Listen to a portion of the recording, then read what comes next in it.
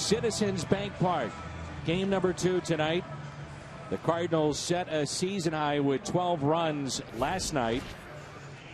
It turned out to be a laugher, 12-4 behind a 16-hit attack. Some changes in that lineup for Mike Matheny's club. It'll be Wong, Carpenter, Peralta.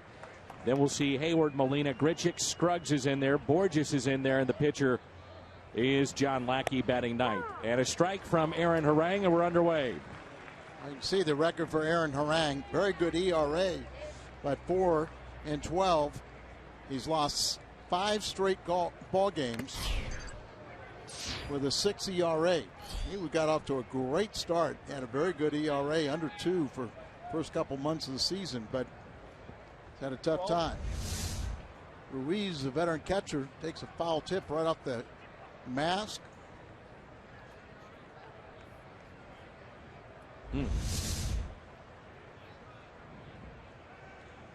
Mike Matheny already getting flashbacks. Interesting how some guys wear that face mask very tight and others wear it loosely. Or some go with the hockey style mask too. Kind of deflect.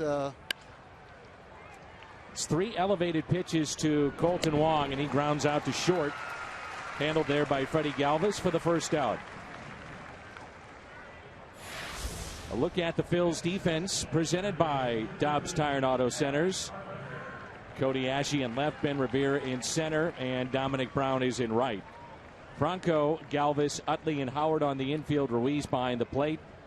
And there is Hall of Fame manager Ryne Sandberg of the Philadelphia Phillies. He's got Harang out there, 14-year veteran. 7 different major league clubs. Cardinal fans will remember most of the time it's been his years with Cincinnati. But he's 2 behind Hamels on this staff, but he's really a number 5. 1 ball, 1 strike on Matt Carpenter. He was 1 for 1 last night, but he did have 3 walks, 2 runs scored. The 1 hit he had came with the bases loaded. He's now hitting .632 in his career with the bases loaded and 40 RBIs. Little modest 4-game hitting streak, 6 for 12 during that time. But when you walk 3 times like he did last night, he's starting to see the ball much better now. Here's a 1-2. Breaking ball taken low. Evens it up at 2 balls and 2 strikes. Cardinals start play today at 44-23 and a 5.5 game lead over Pittsburgh. Pittsburgh was no hit tonight by Max Scherzer. Ruiz is saying it did not hit Carpenter, and I guess Carpenter sold it to the home plate umpire, Vic Carapazza. And so the Cardinals have their first runner of game number 2. Looked like he might have pulled that back foot out of the way, but as you said, he's granted first base, and we need base runners, especially last night. The Cardinals had 10 walks. Wouldn't expect that many with Harang on the mound tonight. Here's Johnny Peralta. Matter of fact, the starter last night for the Phillies, Philippe Auman, became the first starter for the Phils to allow 7 walks in a game since Paul Abbott walked 9 back in 2004. And he got rewarded, didn't he? He's out the door, isn't he? He's out the door. Thanks a lot. See you later. He has been DFA'd. About the 24 hours, you get the phone call that you've been added to the 40-man roster. You're going to the big leagues. You're starting your first major league game, and then now you get released. Needed innings, and they got him. 1 ball, 1 strike on Peralta. Fouls that back. And some of our fans may have been wondering, why did Ryne Sandberg leave him out there? He had 106 pitches in just 4 innings. Gave up 6 runs. But the fact is, they told him, we need innings. Our bullpen is depleted.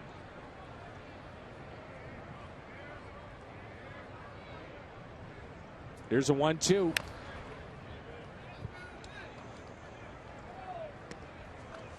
Season highs in both hits 16 last night and walks with 10. And the previous high was 7 against these Phillies back on April 30th.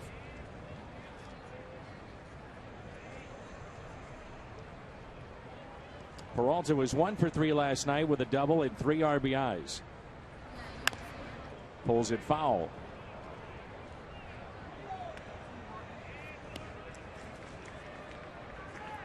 The Phillies start play tonight 23-46, 13 games back in the National League East.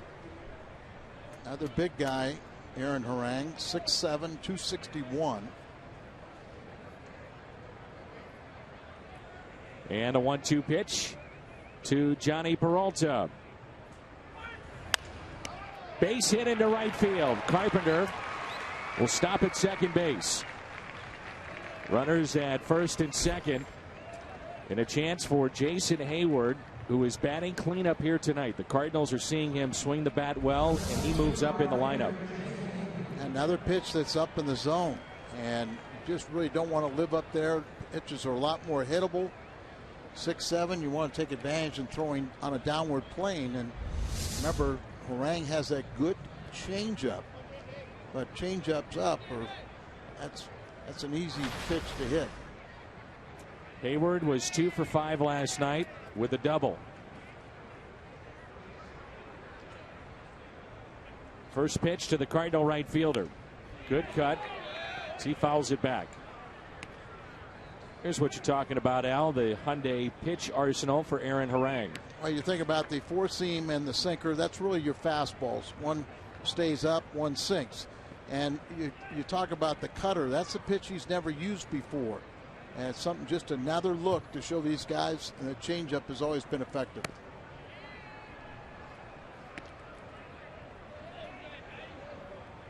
He's lost 5 straight decisions. ERA over 6 during that time, but for the year his ERA is 3.24, so he's pitching much better than his 4-8 record would indicate. Here's a 1-1 pitch. Hayward hits it out to deep center field. Revere makes the catch. Carpenter will tag up from second to third. Runners at first and third for Yadier Molina, who homered last night.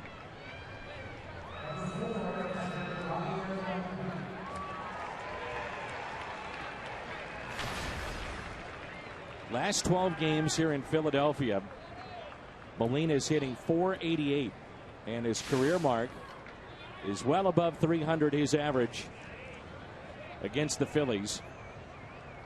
That career now is spanned over 10 years. Harang has allowed 7 home runs last 4 starts. So 2 outs and 2 on.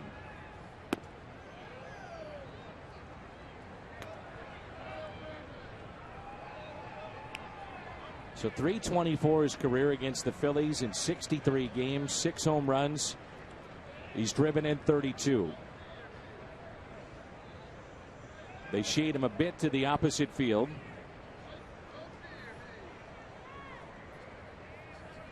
And a ground ball that's hit to short. Cardinals strand 2. John Lackey to the mound when we come back in game 2 of this series.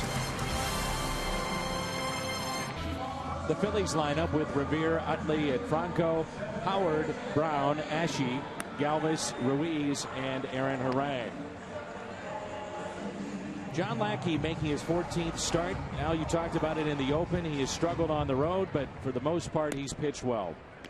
He has, and he goes out there, takes the ball every 5th day, gives you that solid effort. He's a real competitor. His last win over Philadelphia was back in 2010, a 12-2 win at Fenway Park. Pitched 7 innings in that game and gave up just 2 runs. We'll take that score again, wouldn't we? Yes, we would. Here's Ben Revere, who's hitting .279. No home runs, 16 RBIs, very good speed at the top of their lineup.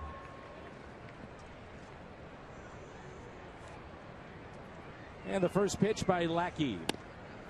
Strike 1.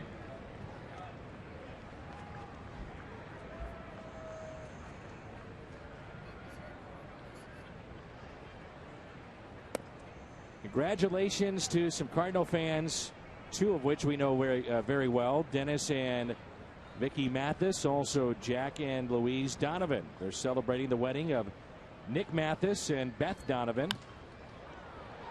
Back in St. Louis, Jack, the father of the bride, the general manager of Fox Sports Midwest, and we wish them all the best tonight. Congratulations, and have a great night. Yeah.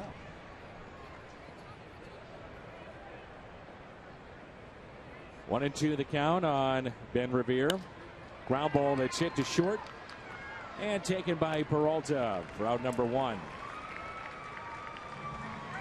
That was Peralta throwing to Xavier Scruggs. He's at first base, Wong at second, Peralta at short, Carpenter at third. Grichuk, Borges, Hayward in the outfield from left to right. Yadier Molina is behind the plate. And that's brought to you by Dobbs Tire and Auto Centers.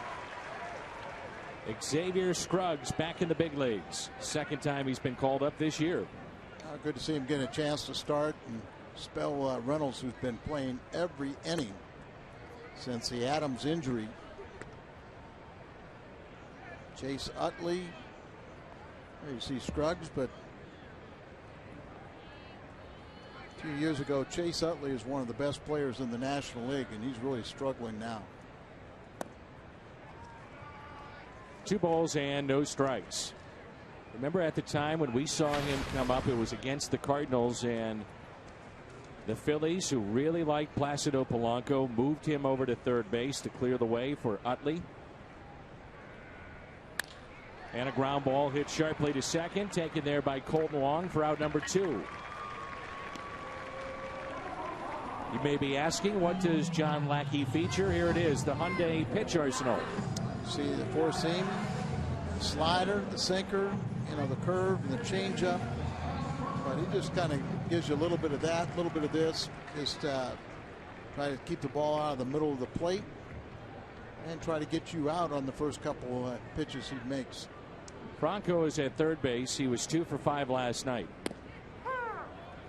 I think in just watching him briefly in a batting practice, watching him take ground balls, his arm, you can see why the Phillies are high on him. One of their top prospects as he swings through that off-speed pitch. No balls and 2 strikes. Well, he came up and he really came up on May 15th. He was hitting .355. Line drive into right, but there is Jason Hayward. So a 1-2-3 first inning for John Lackey. It'll be Grichuk, Scruggs, and Borges coming up. Aaron Harang, we've seen him with Cincinnati. We've seen him at a variety of places and stops along in his big league career. Cincinnati, San Diego, the Dodgers, Atlanta, and Philly. Originally signed with Texas and then was traded to Oakland. Originally got to Oakland and then very early went to Cincinnati. 2007 he was 16-6 and 4th in the Cy Young voting. Grichuk with a home run last night and a fly ball into right. Leaping Dominic Brown for no cause because that gentleman just made a very fine play. And he's a Phillies fan. These two veterans, they have 540 decisions. You see both of them in their 300s and their starts. He's 10 games under 500. Lackey has 157 wins, and they both work quickly. Here's a 1-1. This is the 29th time the Cardinals have seen Aaron Harang. Been with 8 different teams, as Al mentioned, so we've seen him with 5 of those 8 teams. Most starts he had with Cincinnati when he was their opening day starter a couple of times. He made 23 starts against the Cardinals in that uniform. If you're wondering, among active pitchers, the one that has faced the Cardinals the most is Bronson Arroyo with the Diamondbacks, 37. That swung on and missed. And a pitch that's up.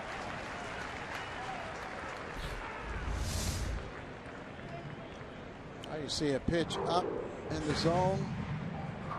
You get that ball down and on the middle half, and we'll have a different result with Grichuk. After Harang, it's Homer Bailey. He has faced the Cardinals 21 times, and Johnny Cueto. Xavier Scruggs looking for his first hit of the year at the major league level. Got off to a really good start in the minor leagues. He's always shown power in the minor leagues.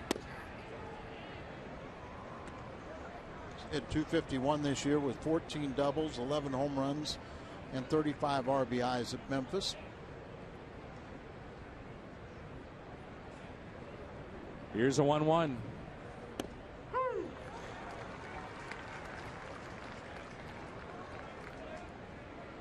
Showed you in the open, Harang has had issues against the Cardinals. Just 7 wins, 16 losses. That misses outside, 2-2. But he's always competitive. You know, he's got 10 quality starts this year, 35 if you go back to last season and this year combined. Strikeout of Scruggs. Back-to-back Ks, 2 tonight for Harang. Let's turn to Al Hrabosky's Toyota keys to the game. Well, one of the things is Lackey has to be careful early in the count. On the first pitch he throws, batters are hitting .353. 0-1, they're over 300, and 1-0, they're 300. He pitches one of the fewest pitches per inning because he's throwing so many strikes. And Harang, you got to go out there and you got to take the same approach you had yesterday, but you do expect him to be in the strike zone. But he's going to work on the corners, and we've seen a lot of pitches up, which is dangerous in this ballpark. That's what I've noticed. I mean, you look at the first batter of the game, the pitches that were up on Wong. He struck out Grichuk with a fastball up. You see what he's done here at home, an ERA that's under 2. 1 ball, 1 strike on Borges. And this is a ballpark that gives up a lot of home runs. So you bet. Pitching up can be dangerous here.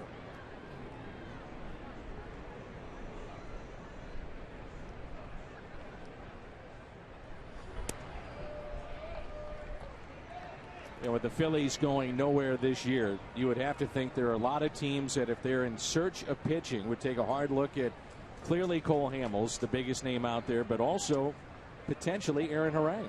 Especially when at the end of May, his ERA was at 2. But if he gets back on track, you're absolutely right.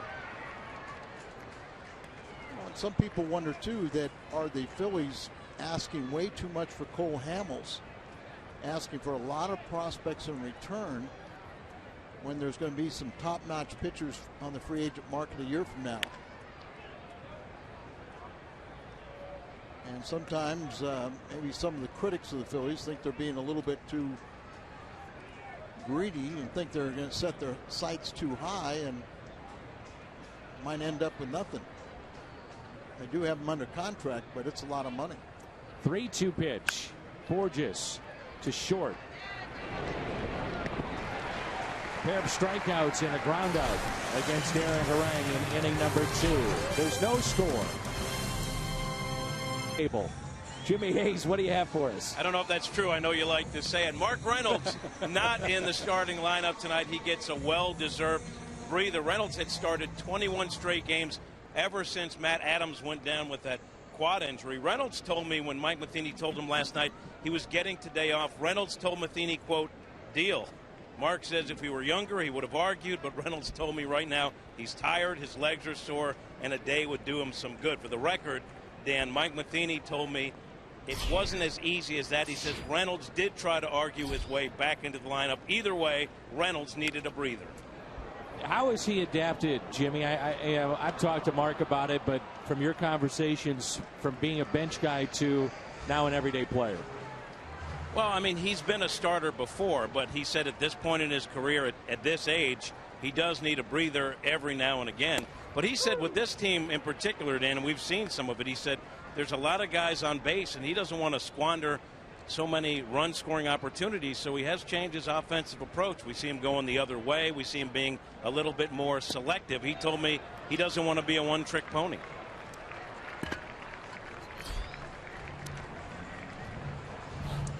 So Reynolds not in that lineup tonight. Thank you, Jim. Lackey gets the strikeout of Ryan Howard.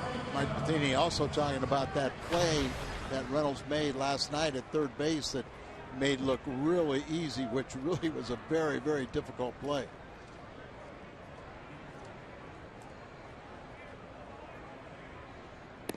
He also said that Reynolds constantly is telling Mike that, you remember, I was a shortstop in college trying to lobby for some more playing time.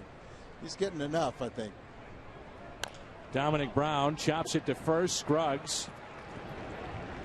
Wasn't an easy play with that in-between hop there. No, and he kind of was caught in between, didn't know whether to continue to try and take it off the shoe tops or lay back on it. And he laid back on it, but got a hop he could handle. Brings in Cody Ashe. And of course, the ball, PFP, the ball hit to the right side. Get over. Well, we've seen Lackey a few times be late in getting to the bat. Exactly. Cost him in that game against Washington. That was a loss on the road. His first inning, 10 pitches to get 3 outs. His last road start was in Colorado. That first inning, 6 hits and 5 runs. You just think about the importance of a first inning or just settling in, first pitch strikes, those type of things. But definitely on the road that first inning. And he's had problems on the road. He's pitched well at home. Remember, he had his ERA below 3 until he had that Colorado game where he got roughed up. He's faced the Phillies 6 times. He's 2-4 with a 3.50 ERA. He hadn't seen him since 2013.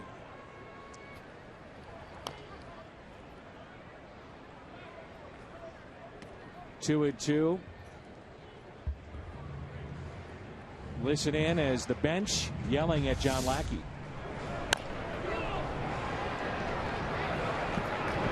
Scruggs will make the play. 2 balls and 2 strikes on Cody Ashe. Ashe now trying to figure out where his position may be with the Philadelphia Phillies. With Franco here, good looking prospect, he's at third. Ashe is trying to learn the outfield.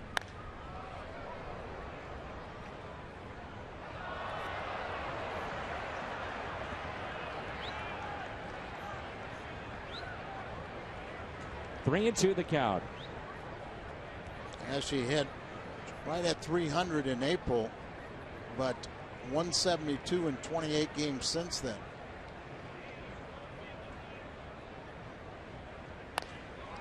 That's well hit into deep right field. Hayward back, he'll look up, and it's 1-0 Philadelphia. Cody Ashe with his 3rd home run.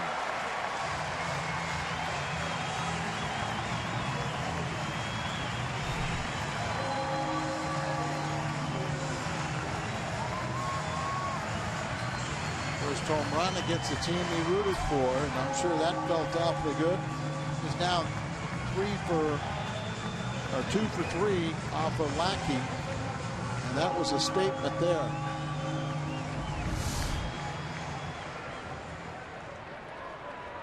Breaking ball, and you see it ends up right around the knees, so he saw it well and connected. Freddie Galvis, switch hitting shortstop. 1-0 Phillies on the home run on a 3-2 pitch.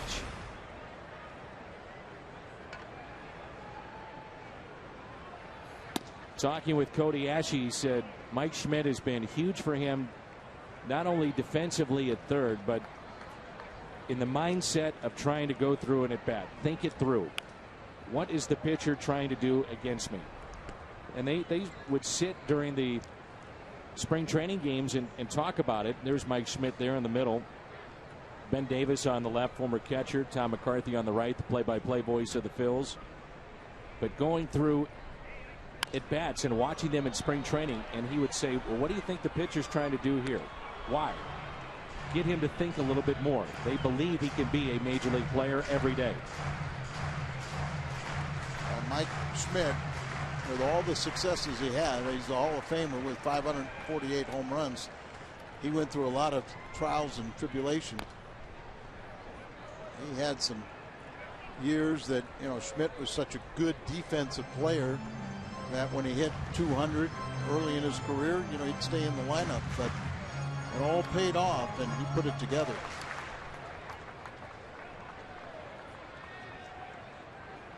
Here's a 1-2 pitch. The fly ball lifted down the left field line and out of play. The year that Mike Schmidt was put in the Hall of Fame, they had a list. We were here, and they had a list of all the home runs he hit off of. And with all the times that I faced, the Phillies in all those years, I thought I had to be on that list. I wasn't, but you know who he hit the most home runs off of? Into center field, and the catch is made. I think it was 23 off of Bob Forge. Really? Schmidt was 5 for 20 against the Mad Hungarian. He was stymied a bit against Minnesota, but then came alive last night. And boy, did it ever. Season highs in hits, walks. Our lows never stop improving. Here's John Lackey. The Cardinals do have a hit tonight. That was a base hit by Peralta to right field. 1 ball, 1 strike.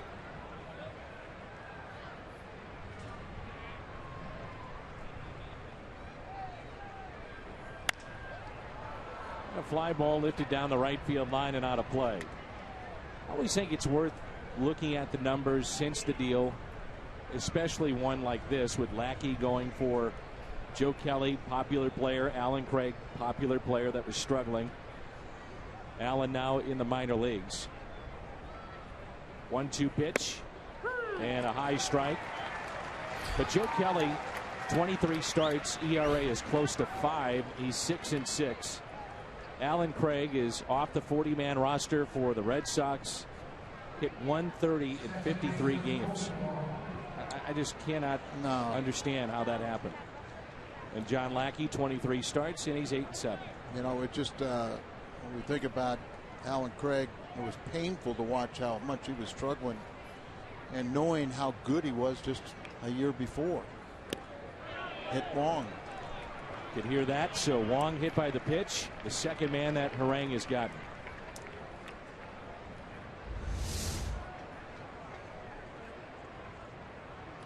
There's a controversial miss tonight for Max Scherzer for his near perfect game. Jose Tabata of the Pirates almost looked as if he leaned in. Well, he dropped the elbow to. Yep. And of course he was padded up too. So I thought the umpire would have been within his realm to bring him back to the plate and not award that hit batter. He still got the no-hitter, but misses on the perfect game. Here's Carpenter. The rule is 6.08 paragraph B. The hitter must make an attempt to get out of the way of the pitch. It's in the rule book. And I was telling you about Don Drysdale.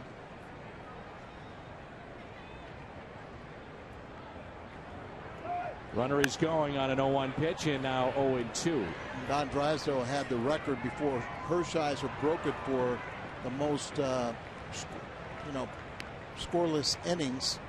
At one point during that run, Dick Dietz of the Giants was hit by a Drysdale pitch with the bases loaded, and the umpires ruled that he did not make an attempt to get out, sent the runner back to third, and then he got Dietz out and continued the streak to a major league record.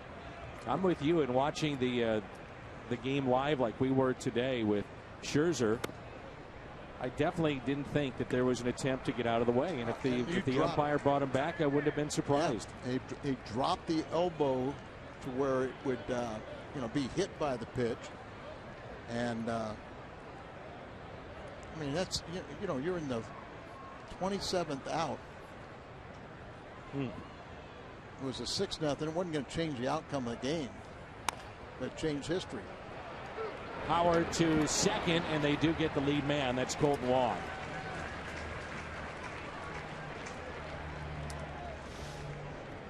Notes on the no-no. First career no-hitter today. Going into this season, he had one complete game. 1 in his career for Max Scherzer. So now he picks up his 3rd complete game, and his last 2 starts, just look at that. 18 innings, 1 hit, 26 strikeouts. 1 walk. Scherzer in his last 2 starts, the 1 hit allowed in 18 innings. He himself is singled twice.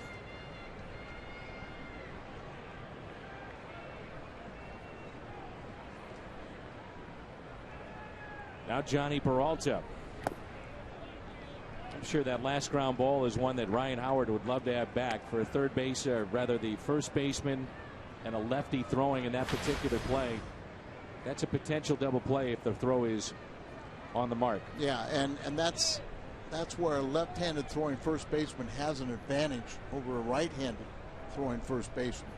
It's an easy throw for him, and he threw it wide of his shortstop covering. Out.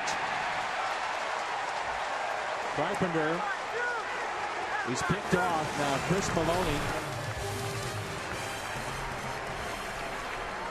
Maloney is going to ask them to review this.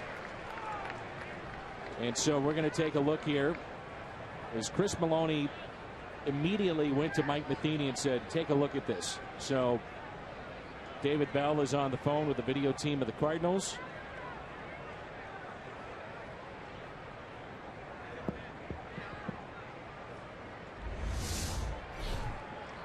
Reeves likes to throw. Well, it's tough to look. It looked like he got the hand back, but it's too close to challenge. So now we head to a break, and it's 1-0 Phillies. Ruiz, the 8th place hitter, then Harang, the pitcher, batting 9th, and then the top of the lineup in Ben Revere. Difference in this game, a Cody Ashe solo home run on a 3-2 pitch with 2 outs in the bottom of the 2nd. Ruiz now 36 years of age, a lifetime .271 hitter.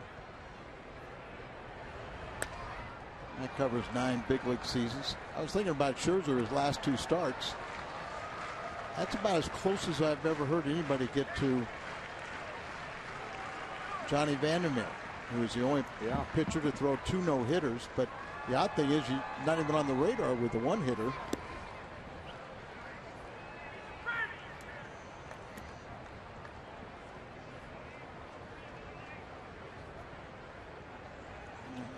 And Dan Hyatt says it's the 5th pitcher since 1944. Breaking ball, and that's lifted into right. Plenty of room for Jason Hayward. 1 down. Join Fox Sports Midwest at Ballpark Village. It's the World Cup watch parties. Cheer on Team USA Monday. We'll be at Ballpark Village. Games, mascots, giveaways as well. World Cup watch party starts Monday at 6 with the game from Edmonton at 7. Well, 5th pitcher since 1944 to allow 1 hit or fewer over 2 consecutive complete games. So I guess it's been close. You ever been to? And Hope Solo's doing a great job. You ever been to Edmonton? No. Not missing much. But it's probably nice this time of year. I was going to say, in fairness, I'm usually there when it's -10. I was covering hockey at that time. But it's beautiful right now. A strikeout of Aaron Harang, and the 2nd tonight for John Lackey. Watch every out-of-market game live or on demand in true high definition on over 400 mobile and connected devices. MLB.TV Premium. Real-time highlights, live look-ins, pitch tracking widget, and more. Blackout and other restrictions apply. Visit MLB.TV for details. And by the way, Dan, A.J. Feely, who we hope has a great season with the Rams, his wife's doing a great job on the commentating the World Cup for Fox. I've tuned in multiple times, but I must have missed her.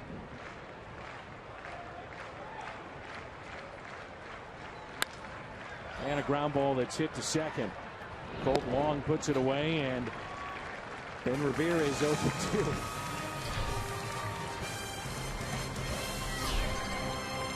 The Phillies, it's not even close. The Cardinals with 31 wins. Their starting pitching overall, I mean, it's 16 more than the Phillies, who have just 15. And they've set a franchise record last night with their 24th game without a win from their starting rotation. Line drive and a base hit. Johnny's now 13 for 35 off of Harang.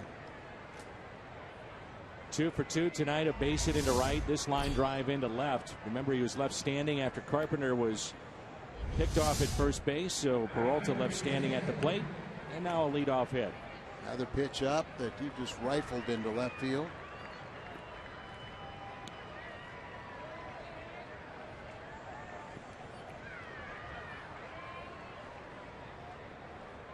Much better swings lately from Hayward. Hit a ball hard his first time up into center field. Danny, just look at it, the way he stands at home plate. He looks a little more relaxed. In the beginning, it looked like he had his hands so close to his chest. They're real and almost like holding his elbows into the side, and now they're out a little bit away, freeing himself to swing.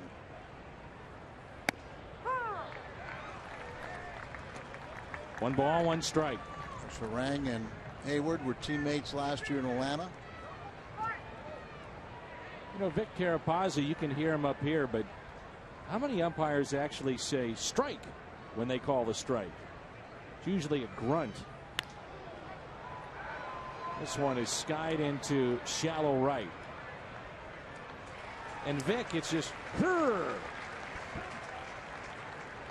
What am I supposed to do, Al? I mean, I'm a play-by-play guy. I rely on these guys to be efficient.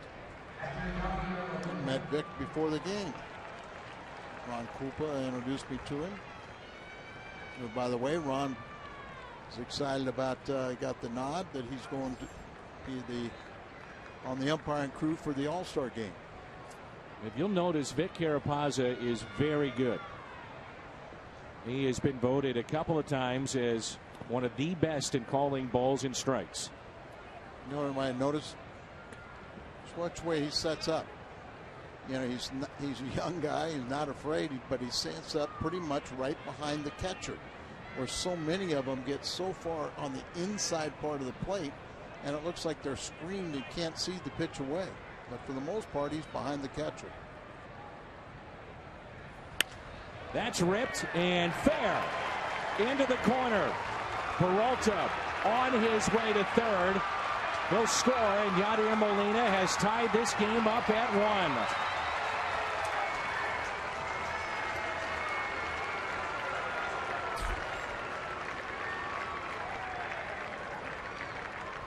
Fourth RBI for Yadi, and the Cardinals really catch a break. That ball was as close to the foul line as you could get, and then it hugged right on the line. Cody Ashe thought it was probably going to kick off the side wall, but it didn't. It just runs right along the side of it, and so he had to go dig it all the way out in the corner.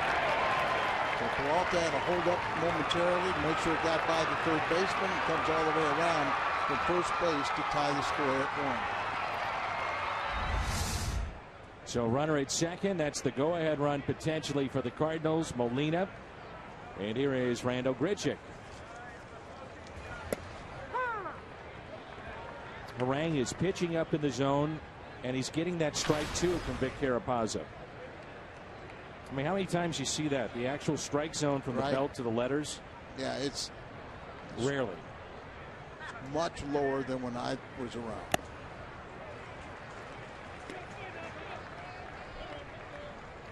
Grichuk struck out his first time up. We always talk about pitcher needs to pitch down, but if you pitch up above the strike zone, you know that's going to get swing and misses or pop-ups. At the top of strike zone, you can get hurt.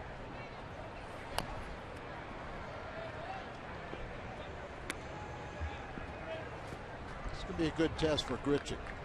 You got a veteran out there that's got good secondary pitches, has the ability to spot his ball pretty well, and Grichuk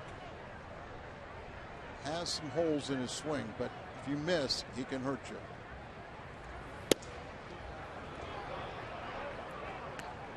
One and two. Set up away.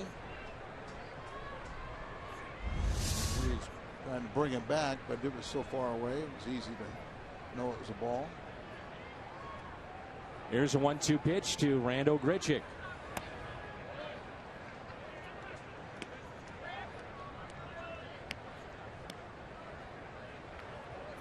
Next delivery will be pitch number 60 already. Rang has given up 3 base hits. He struck out 3. Good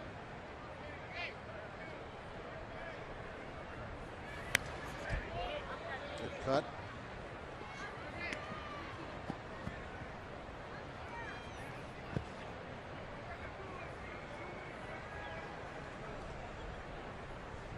Talked to Larry Bowa again today, and he was talking about Grichuk and how quickly that ball went out.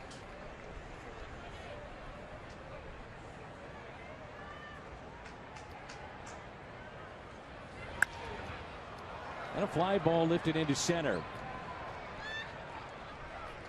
Catch made by Ben Revere.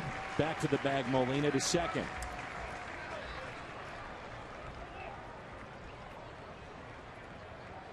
Six is a serious number at On the Run. When the Cardinals score 6, any size drink is just 50 cents the next day. Coffee, fountain, frozen drinks, all of them there. When they score, you pour at your nearest On the Run. You earned it.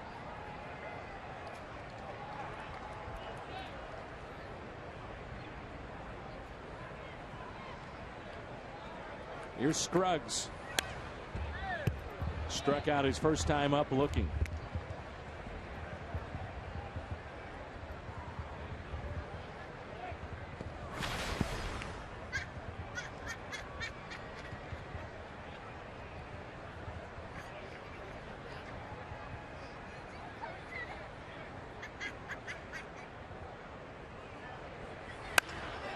It's sharply to Howard. Look what I found. And a flip to Harang, and that takes away a hit and an RBI potentially from Xavier Scruggs. 1-1. The one and only Jim Hayes. Dan, Lance Lynn arrived here from St. Louis just before game time last night. He threw a bullpen session today. Lance is on the DL with a forearm strain, but he told me the forearm feels great and there were no issues during the bullpen. Lance told me he knew there wouldn't be any issues. He wants to return to the rotation for a start in Florida, but he says they want to recheck the forearm tomorrow to see how it responds. He says he'll know more about what lies ahead for him after they check out that forearm. But Lance, Dan, wants back in that starting rotation. I'm assuming that your conversation with Lance Lynn was delightful as always. He's a constant delight, Dan. You know that as well as I. Constant delight. Two delightful people. Oh, yeah. Coming together like that, that's great. There's Chase Utley. First pitch was a ball. Phillies have one hit. Cody Ashe, a solo home run as Utley pops it up into shallow left center field. Who wants it? It'll be Borges. One down. I understand Jim Hayes paid for the tea and crumpets. What happened? Well, Jim had, because of that conversation, was over tea and crumpets. Oh, with he and Lance? And Jim, you know how lavishly he treats everyone. Treats everybody, and always first pull out that wallet.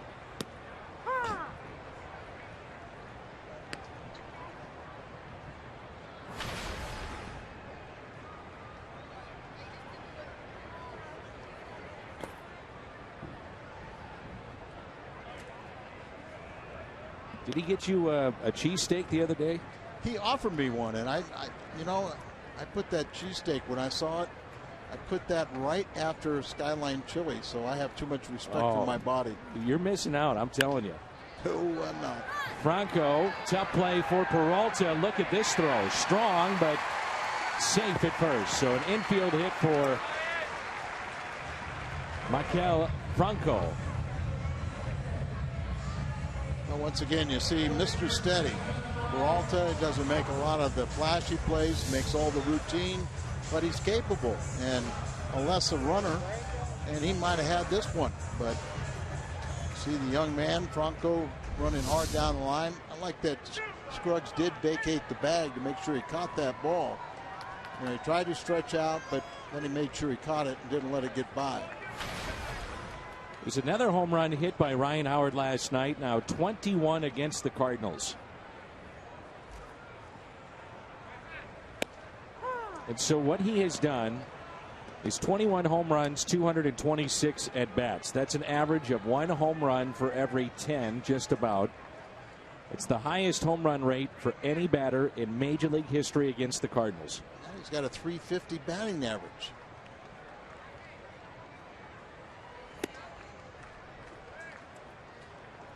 And that pace has slowed down a little bit, but he's been so good against the Cardinals. St. Louis native. Lackey he's 3 for 14 off of Lackey, but 2 of the 3 hits have been home runs. Here's a 1-1 pitch.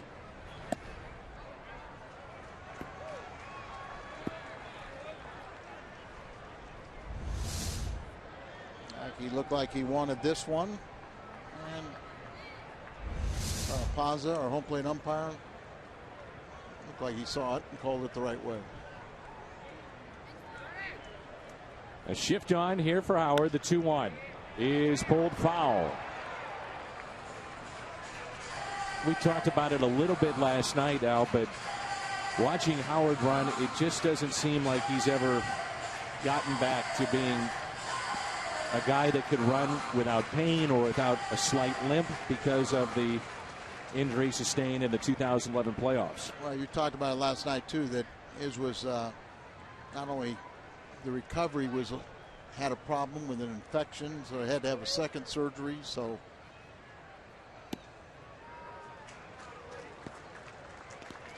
I think it's also a situation that Adam Wainwright is going to pay very close attention to and do what the doctor's orders. Don't come back out, try to do something too soon. You know, if they say it's going to take this amount of time, you know, let Mother Nature take care of itself and let nature heal that. Don't try and come back too soon. 3-2 pitch, and he struck him out. So for John Lackey, that's strikeout number 3. Hyatt Regency St. Louis at the Arch is offering an incredible Cardinals package this season. This is what it includes: overnight accommodations, tickets to a weekend home game, a personalized slugger bat, and $25 credit to Brewhouse or Red Kitchen and Bar. You can book today, 655-1234. Or if you're at a computer, why not just log on? stlouisarch.hyatt.com.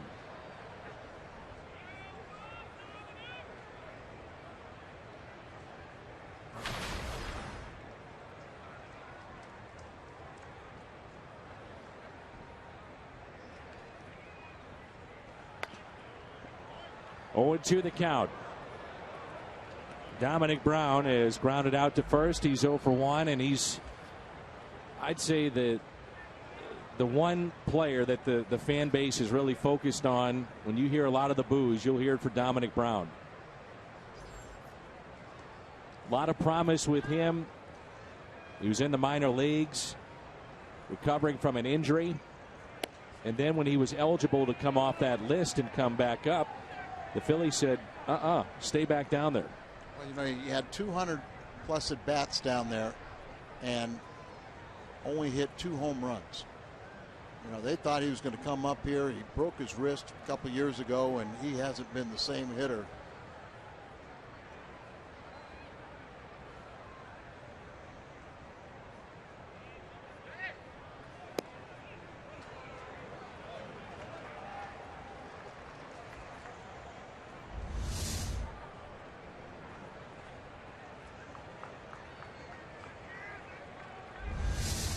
Well, if you go with the Fox tracks, Vic Carapazza has been right on. Yep, doing a good job. But, you know, Lackey's going to fight for every pitch, and so's his catcher. The 2-2 pitch. Remember, Lackey and Molina had words in his previous start at Busch Stadium, but it was caught on camera inside the dugout. And I'm sure many fans have heard this before, but this stuff goes on all the time. It's just not always caught by the camera. Yeah, most of the time it's down, and you know, they see something's happening, and both guys walk down underneath where it can't be seen. But and you know, and it's forgotten in moments. It's the heat of the moment type thing. Yep. Curveball, and he walked him. That's the first walk issued by John Lackey.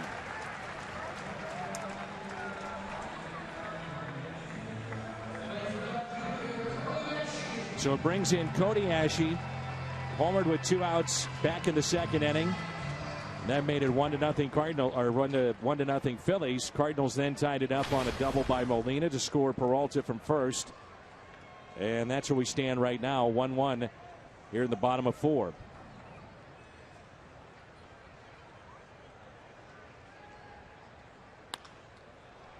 On the ground to Scruggs, with time to Lackey at the bag. Phillies strand 2. We head to inning number 5. John Lackey and Colton Wong. Breaking ball and a strike. And we're underway here in the top of 5.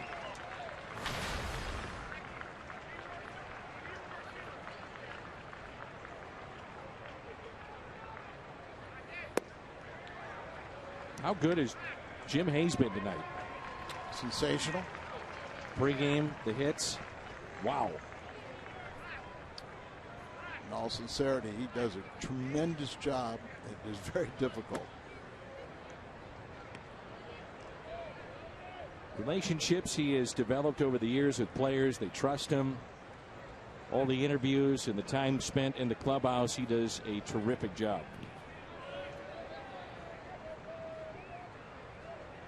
And the easiest part of his job, of course, for years was going in the clubhouse and visiting with Tony La Russa after a tough loss. Now, that relationship between those two, pretty funny. But, and you know, and Jimmy, because Tony really liked him. Right, and Jimmy handled it perfectly too, and knew that whatever was said, those moments right after a tough loss, was not his true reflection of what he felt of Jim. And Jim never took it serious, or, you know, but boy, it was good TV. Oh, it was the best. The strikeout of Borges, and that's 4 strikeouts. Friday, July 3rd, you can relive the excitement of the 1982 championship season. 25,000 fans, 16 and older, received their very own wearable 1982 World Series championship replica ring. That's not all. Stay in your seat. We've got fireworks. Presented by Cooper Tires. Cardinals.com/promotions.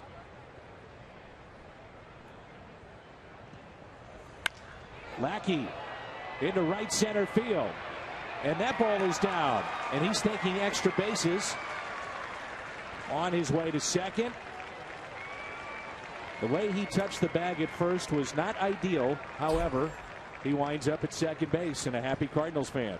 He was upset with himself that he had to go to the second base. That was his second hit this year and his 8th hit overall. 8th hit and 80 at bats. And oh no, now I have to run. And I can't stop at first because they haven't picked it up yet. So, hey, 1 out, he's out in scoring position. Tyler Lyons did a great job and helped his own cause last night. Colton Wong with a high pop up into shallow left field. There's Cody Ashe. So here's what we're talking about. John Lackey going to first base. Oop, there. He was going so fast he had to alter that stride. Well, sure. Yeah. Anybody can see that, Al. He was flying down the line. Flying down. Yeah. Here's Matt Carpenter, who's been hit by a pitch and has grounded out. 0 for 1. Wouldn't that drive you nuts if you're Aaron Harang? You've hit two guys. If you're going to hit him, hit him. He's barely grazed Matt Carpenter, if he got him at all. The back foot. Also hit Colton Wong. Barely got him. I won't say I subscribe to this, but it's always the pitcher thinks that if you're going to hit somebody, hit them good. Right. Yeah, really hurt him. I was always squeamish about hitting somebody. It's me, Al. Come on. Okay, it was a lie. Here's an 0-1 pitch. 1 ball, 1 strike on Matt Carpenter.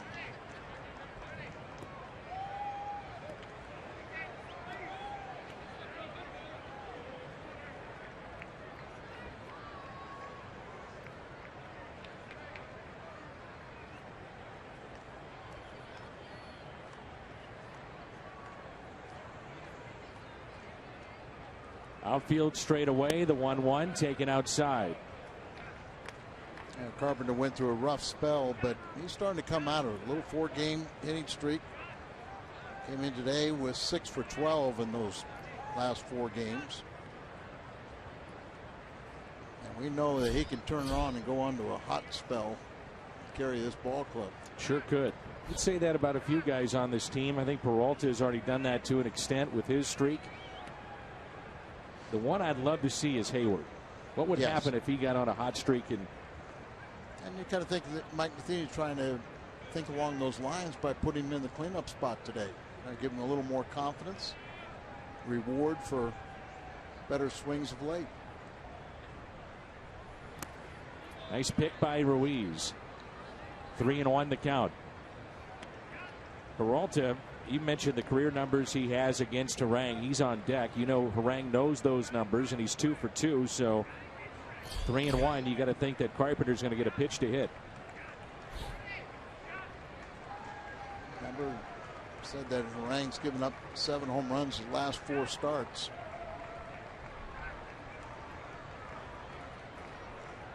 The 3-1 pitch. Hit out of play. Got it far enough inside that he couldn't really get his arms extended.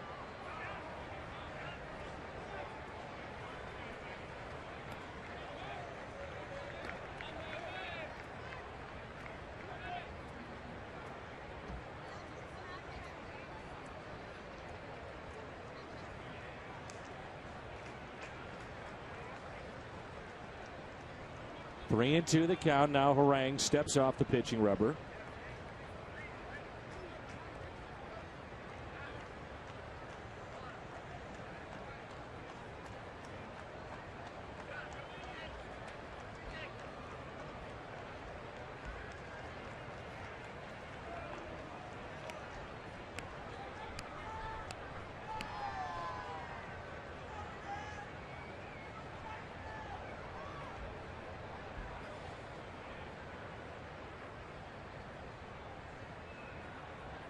The 3-2 pitch.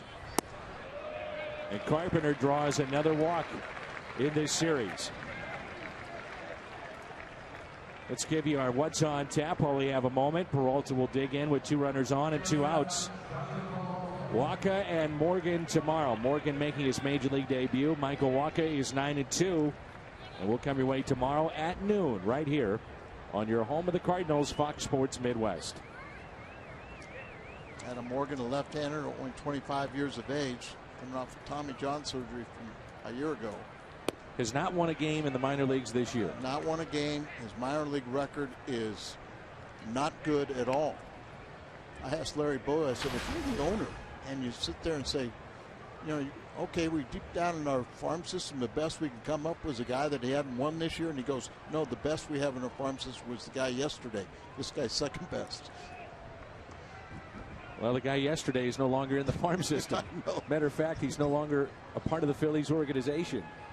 But Larry did say that, man, Adam is a good kid. You know, that's pulled foul.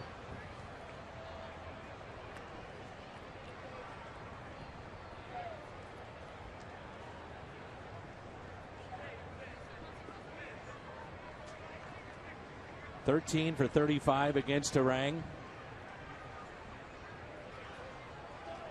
It's after his 2 for 2 tonight. Johnny very relaxed, just his second season with the club, you know, just even more of a leadership role. Doesn't chase. I mean, that pitch right there, isn't that a guy that is pretty locked in, Al? When you see he doesn't really even offer at it, recognition, right? Those kind of things. You know, he sees you got such a split second to make that decision, but he sees that it's outside, it's a breaking ball, the spin is going to break further off the plate.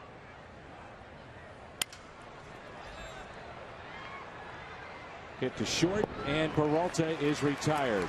Cardinals strand 2. Good ball game. We're tied up. It's 1-1. Well, first pitch strikes, and the highest percentage coming into play today. Max Scherzer, I guess it's worked for him. No hitter today. John Lackey. Now, those are guys that win a lot of games right there. Some of the best pitchers in baseball. And tonight, Lackey is 12 of 15 first pitch strikes. I put in our Toyota keys that he's got to be careful, you know, with those first pitches, because it's getting around the league. They know it too. On an 0-0 count, hitters are hitting 350 against him. 0-1, 1-0, they're still over 300. So, but that's why he has efficient innings, because he's throwing strikes and trying to get guys to pitch to contact.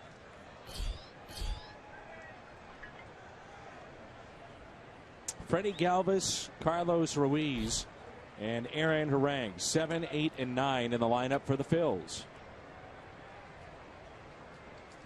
John Lackey has made one mistake tonight, and that was a hanging breaking ball to Cody Ashe on a 3-2 pitch for a solo home run. That's been about the only damage you can really say that he's experienced tonight. Leadoff base hit for Freddie Galvis.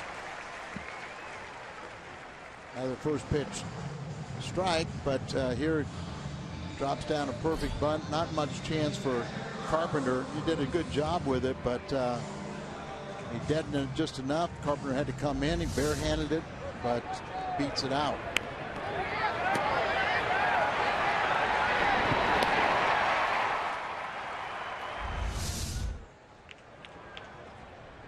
He's got eye black under Just one eye. One eye. Can't say I've seen that before. No, I haven't either.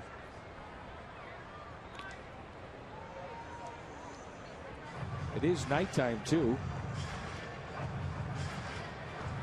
Well, some guys have a problem with the moon. Glare. Maybe it's a full moon tonight. Boy, stole that off a Lackey. The foul ball. Ruiz didn't pick it up. That it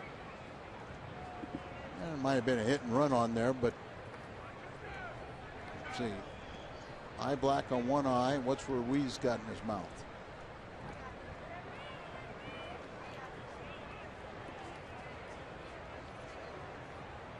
No balls and a strike.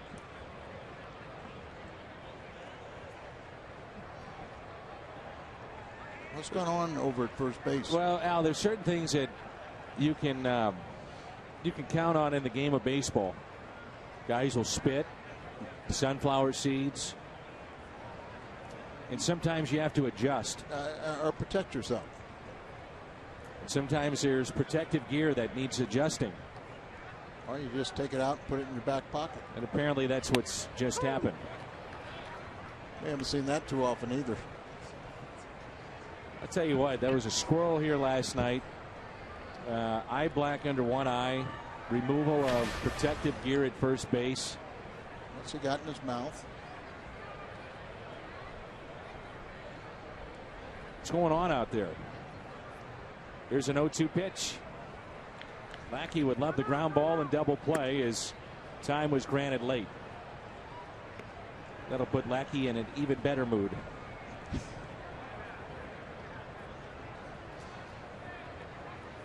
I like pitchers that pitch with an attitude.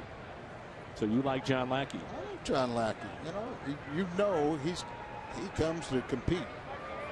Nobody's going to question that when he's on the mound. curveball and a line drive into right. Hayward, a diving catch, and takes the hit away. Well, we've seen him use very good judgment. The two-time Gold Glove winner. He won his second one last year, and several times he's left his feet and took a chance, a risk. If the ball gets by him, you know, the Phillies score, but comes out here and makes another very good play. See the concentration. Play he made in St. Louis where he couldn't see it. It was tremendous. Tremendous, yeah. And saved the game. Oh, think how helpless you are. You know, you lose it in the sun. And Harang bunts it towards first. Scruggs will get the shore out. That's to Wong.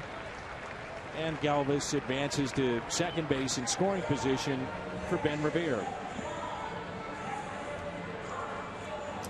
Well, they're laughing because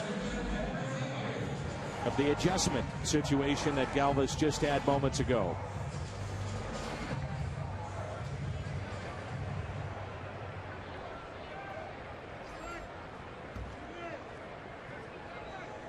Sacrifice is good, 3-4. Here's Ben Revere, who's 0 for 2. He's grounded out to short, also grounded to second base.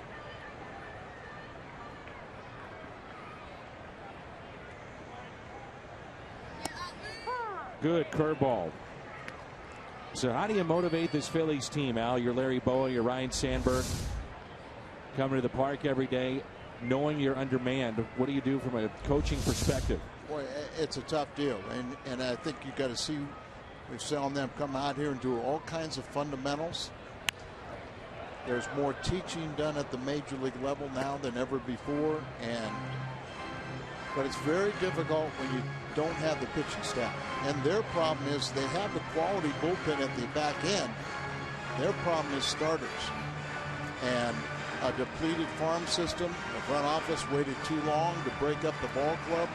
They've kept guys around too long. You know, it's a risk you run that you fall in love with your players, and then all of a sudden you can't get rid of them. They're still not, you know, they're not as productive as they once were, and you know, they just can't trade some of the guys because of the big contracts, and then probably asking too much for the pieces that are tradable. Like I said, you know, what happens if you don't trade Cole Hamels at the trade deadline? Or Papelbon. Or Papelbon or something like that. But particularly, say, next year, some of the clubs that would take him, even if they wanted to rent him, but there's going to be some big free agent pitchers out there next year that are going to be available, and maybe and even in the offseason, the asking price goes down. Because you don't, another year off his contract. My understanding is in the lower levels of their system, they do like some of the pitching that they have. They think it's got a chance to be good, but still nowhere close to major league ready. And Dan, how many times we hear a phenom in A-ball, yep, and maybe gets a double-A or so, but it's a shattered bat. Scruggs will take it, and Ben Revere is retired. Sixth inning rolls in when we come back. Where do you get those tickets? At Cardinals.com/promotions. Where again? Cardinals.com/promotions. Thank you.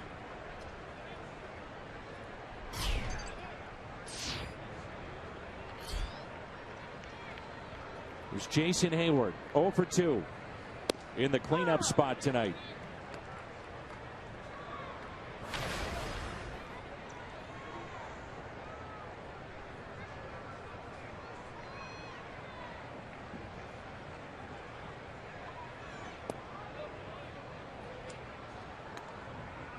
Phillies and Cardinals back to the regular look of their uniforms with the names on the back. Last night the names not featured. Throwback unis to the 1960s.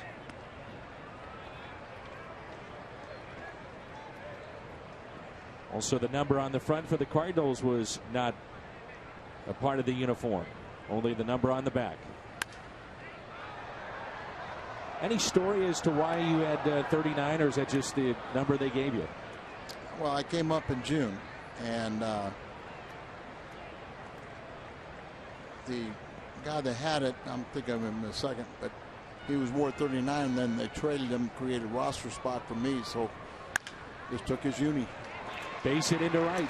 George Culver. Hayward has hit the ball twice hard tonight. Leadoff single here in the 6th inning. More times than not, there's usually a story behind the numbers that are given to the players. Well, it's usually the stories come after, after you get your first one. First one, you're just happy to get a number, but then as you get traded to another ball club or sign as a free agent, guys like to keep their number. So you get some of the interesting payouts for the trade-off.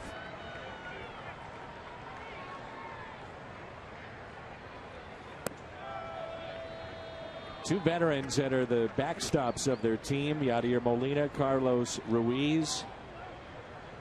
Guys that are moving up in that games caught, innings caught list all time for their respective franchises as well. Ted Simmons still the leader for the St. Louis Cardinals. Check on Hayward. It's all said and done. Yadi will pass Teddy probably. We're all hopeful of that. And Ruiz at 36. They're trying to look for their replacement for him. Here's a 1-0 pitch. Now time is called. So here it is. Simmons over 12,000 innings for the Cardinals. Then Molina, Tim McCarver, and Tom Pagnazzi. And for the Phillies, Lieberthal, Boone, Dutch Dalton, and Carlos Ruiz. Runner goes and works to perfection. Hayward, though, will stop at second base.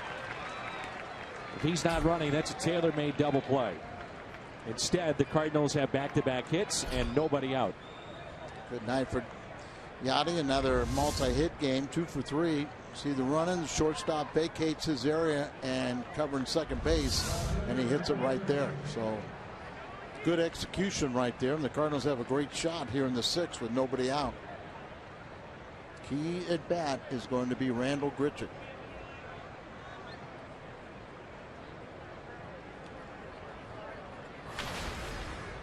He has struck out and flied out.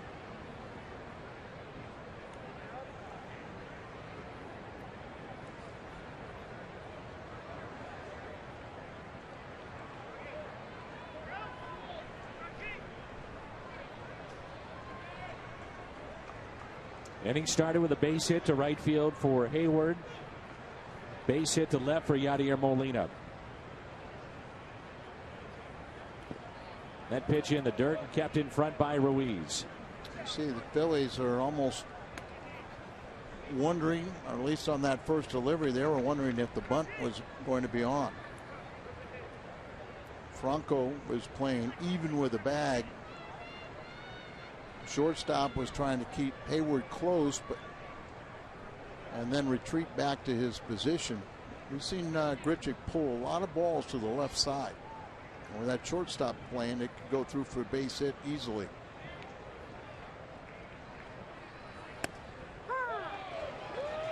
One ball, one strike.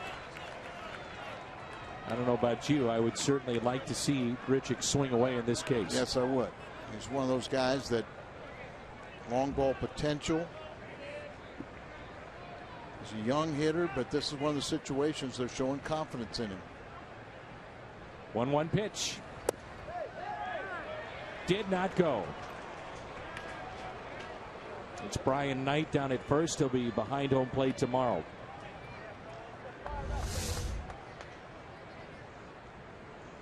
Pretty close right there. But Grichuk 0 for 2 tonight. He was 3 for 5, including a 4th home run last night. The 2-1. Grichuk with a fly ball into deep right center field. Will it carry? Gone! Way out of here. A bomb off the bat of Randall Grichuk. Three-run homer and the Cardinals' first lead of the night. I think we made the right choice. Let him swing away. And that's what is exciting about Randall Grichuk, is the ball jumps off his bat.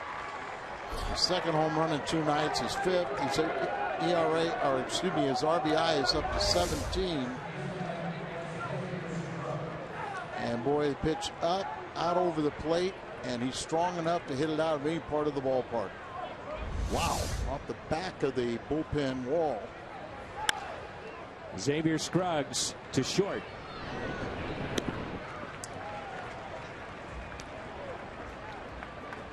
First out here in the top of the 6th. Grichuk a home run last night, and this shot into right center over the 398 sign and to the back wall of the Phillies pen. They had to clear out there. See, I kind of lays the bat a little flat, getting him quicker to the ball. It's a great shot. You see the reaction of Carpenter and some of the bench behind there. Well, you know, we talk about every night that he's going to go through growing pains, but the risk is so much, is definitely worth the reward. And the reward is worth the risk. Watch the reaction of Matt Carpenter. The Cardinals dugout. Oh, my. Great shot. A strikeout of Peter Borges. 0 for 3 tonight with a pair of Ks. And the hitter will be John Lackey. It's how the ball comes off the bat. Yes. It's not just, you know, some guys that are power hitters, they hit those high, towering home runs. Grichuk, and we talk about this with Holiday, more of a line drive that just happens to carry over the wall. Yeah, get great. You know, the speed of the ball coming off his bat is always impressive.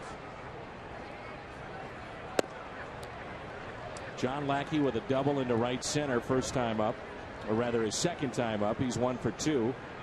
Cardinals pitchers this series are 3 for 4, a double, a walk, and an RBI. Now 3 for 5. Randall Grichuk, one swing of the bat, puts the Cardinals on top here in game 2. 2 nights, the Cardinals take their first lead, 4-1. John Lackey, who's trying to win his first game on the road this season. 7 starts. He's 0-3 with an ERA over 6, but he's pitching well tonight.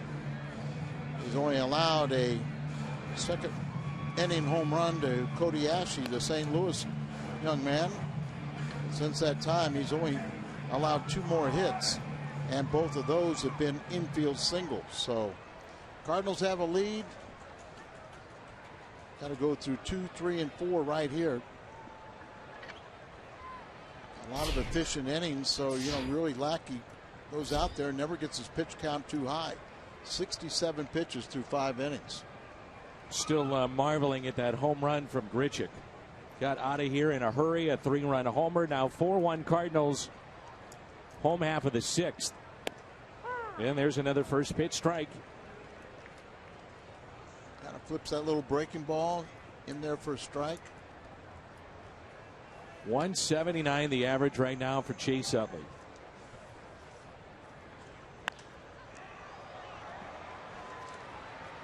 Shallow center field. Peter Borges. I mean, just to give you an idea how rough a season it's been for Utley. His season high average was 207 back on June 2nd. Since that time, he is 4 for his last 49, and that includes an 0 for 3 tonight. Well, he started out 9 for 91, an 0.99 through the first 26 games of the season. Then he went 342 over the next 22 games, and then, like you said, just 4 for 49 in his last 16 games. And in my mind, a few years ago, Chase Utley was one of the premier players in the National League. No doubt.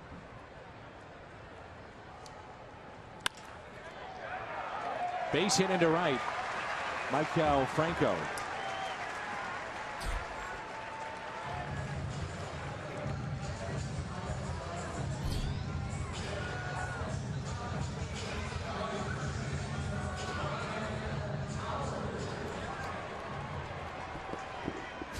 Arcia in the driver's seat. And this is the fewest runs per game, 19-15 since that time. And look at that. Those are some great teams on that list. Will the Cardinals be another in 2015? I think about 68 had Bob Gibson's 1.12 ERA for the season. So that pulled that one down quite a bit. But this club has been winning on pitching. Got a ton of offense last night. And if you score 4 runs, you should win the ball game. And the Cardinals' record does indicate when they score 4 runs, they're a winner. But it's the pitching that has kept this team in it. You know, Al, we were talking about hanging with players too long, believing that they can bounce back one more year. Maybe we can just get one more year out of Utley, one more out of Rollins. Here's a 1-1 pitch now to Ryan Howard. 2 players in the National League who qualify and are hitting below 200. They qualify for the batting race, so enough at bats to do that, and are hitting under 200. I find this shocking. Chase Utley, Jimmy Rollins. Jimmy Rollins. The only 2.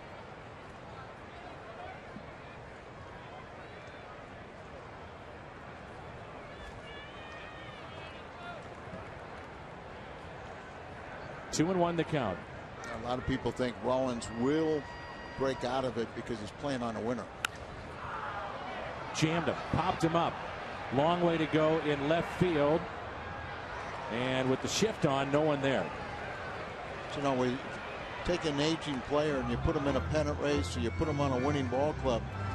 You know, they kind of, kickstart him a little bit, get whatever's left of him. Kind of that was the situation with Lance Berkman. Carlos Beltran to an extent. Exactly, but you know, if you're on one of these teams that's in last place and just really struggling, it's hard for even a veteran guy to keep that fire burning in the belly, the desire to go out there and make a difference.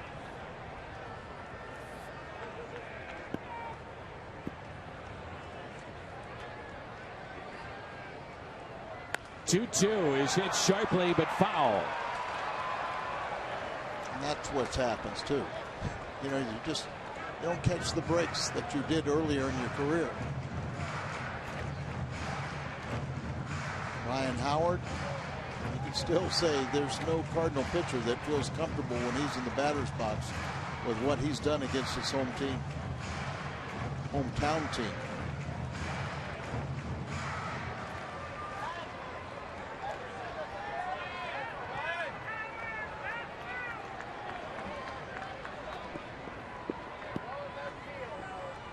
Two out to right field.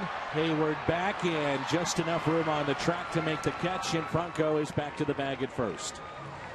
Like those outfits, don't you? You were telling me last night you're a big fan of those. Oh yeah, I mean, like I said, I ran out and got June an entire ensemble of the girls' outfits.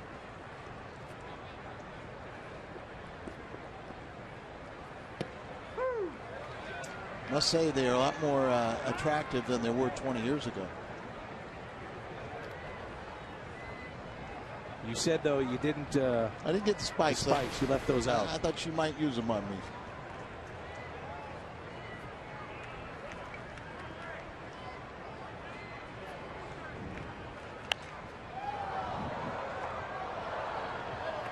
She's been working with your grandson, right, in the backyard with soccer? Yeah, soccer. Got the net up.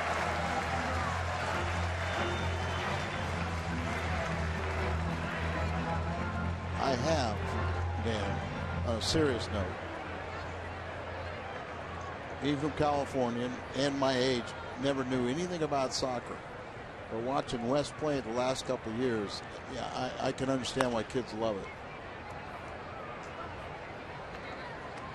He's got a great coach that even gone to practices and watched his coach, who's from Ireland and soccer player, and he puts these kids through drills and everything, and I've really seen them learn. But then June works with him at home when he comes over to visit. 0-2 pitch. 1-2 the count.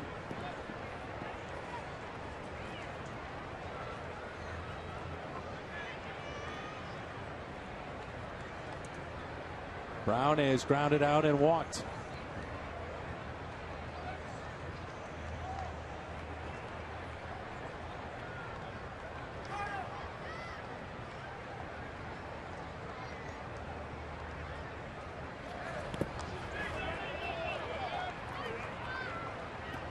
Two and two.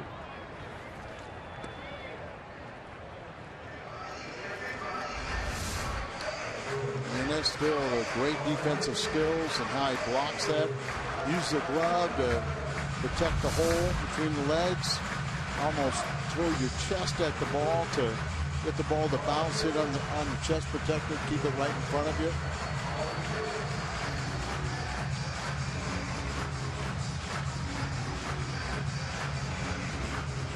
Brown has hit a home run off of Lackey.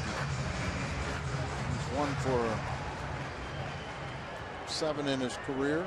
Well, these fans right now are in a frenzy. Now we have 4 balls in this game.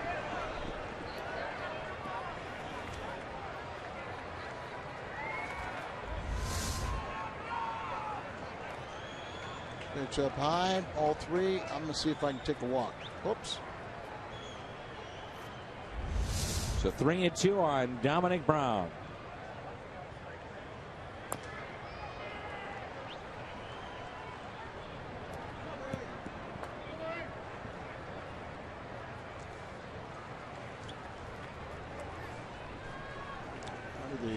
They let Jason Worth walk to create an opening for Dominic Brown.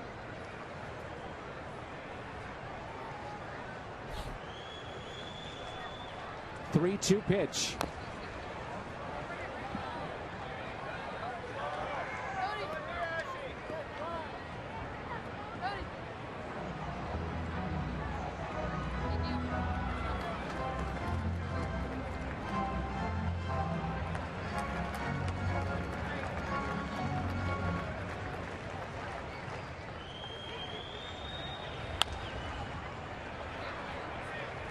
Was born in Florida, but here's another Georgia kid. Went to high school at Redan High School in Georgia.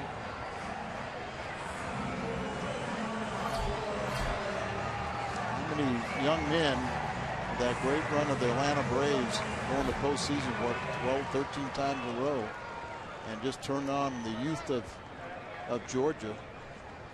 They're all over the place, aren't they?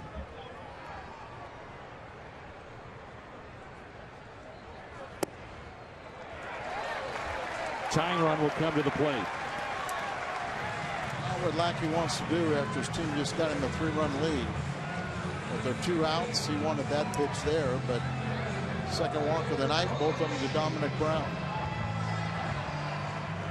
Cody Ashe has a home run on a 3-2 pitch with 2 outs in the bottom of the second. That put the Phillies on top.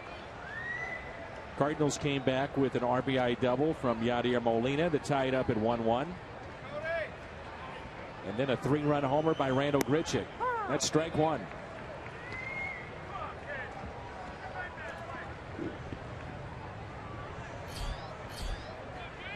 (20 of 24 first pitch strikes for John Lackey).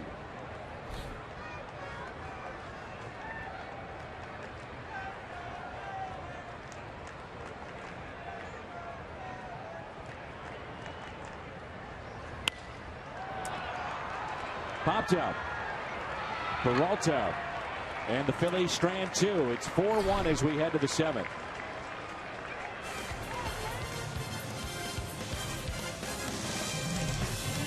Ruben Amaro is taking a hard look at that guy now. Honda home run inning. The Cardinals player hits a home run. The Gateway Honda dealers will donate $1,000 to the Make-A-Wish Foundation. Elvis Arahu with Reading this year in the minor leagues. He was 1-2. 4 earned runs in 7 appearances. 13 2/3 overall in innings pitched. And this lefty will come in to face Colton Wong, Matt Carpenter, and Johnny Peralta. So the night for Harang is through. Gave up 4 runs, and he's on the hook right now. So it'd be what, 25 games since the starter without a win. Continue their franchise record. Yeah. How about that? 25 starts in a row without a win recorded by the rotation. Wow.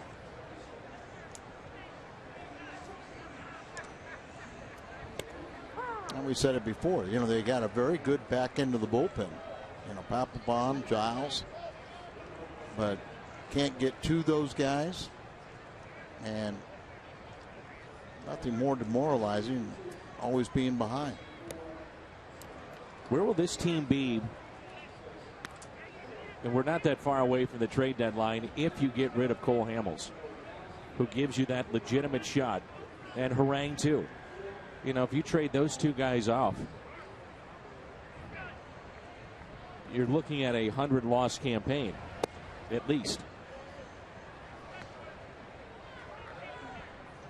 And, you know, I talked briefly with Ryan Sandberg, and you know, here's a Hall of Famer that's showing great patience and restraint, but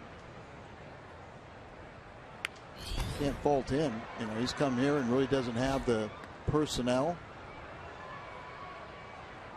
Harry Boyle was saying something and really paid a compliment to the Cardinals. That, you know, we hear about the Cardinal players, and he said that something today, it's even more important to have character than even. Base hit into right for Colton Wong.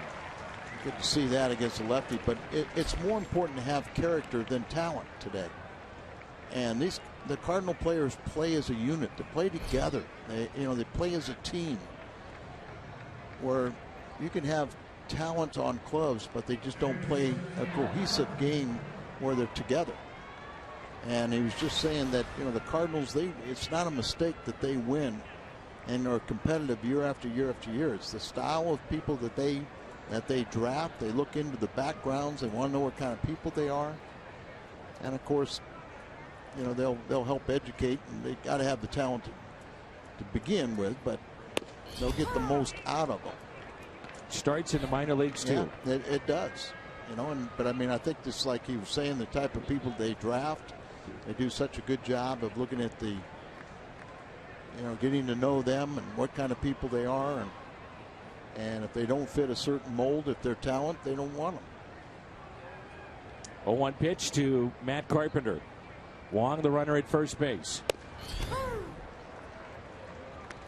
0-2.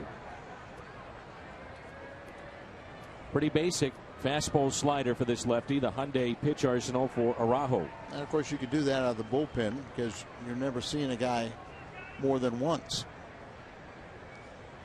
If you have to get a guy out 3 times a night, 4 times a night, you need more pitches.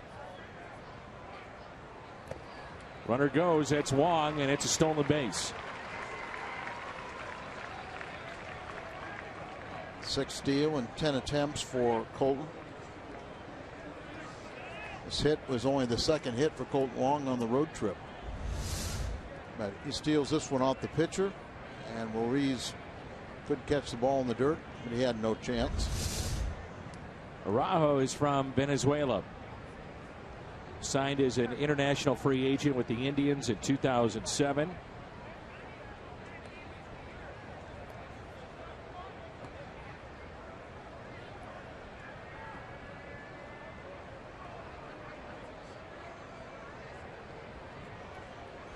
He probably had Tommy John surgery. You see where he didn't pitch in 2009 or 10, and he did. A strikeout of Carpenter.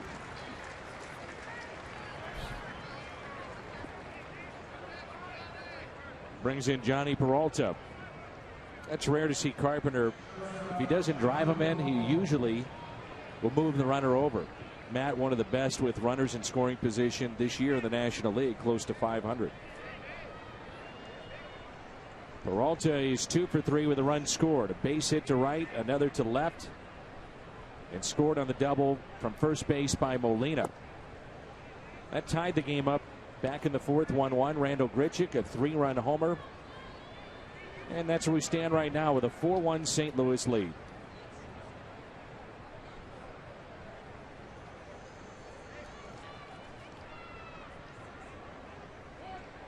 Wong is running again. It's fouled back by Peralta. He had that stolen. Yes, he did.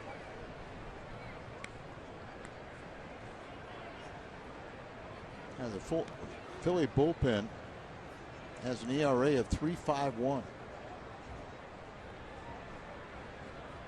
Their starters are close to 5.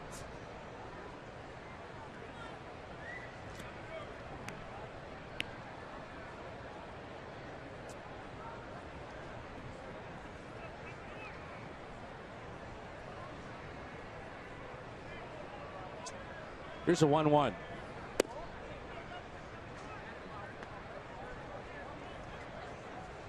Michael Wacha going tomorrow. Adam Morgan, Major League debut. Off day on Monday. And Tuesday will be in Miami.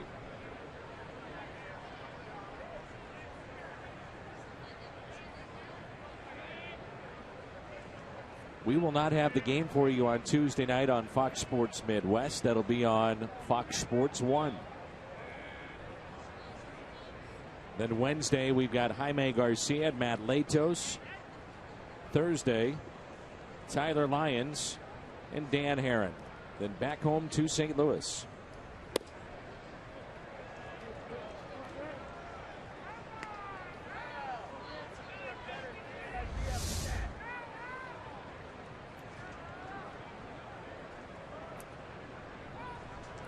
Inside. 3-1 the count. Johnny is looking for a 3-hit night. Wong is running. The pitch is hit in the air, right side, and out of play.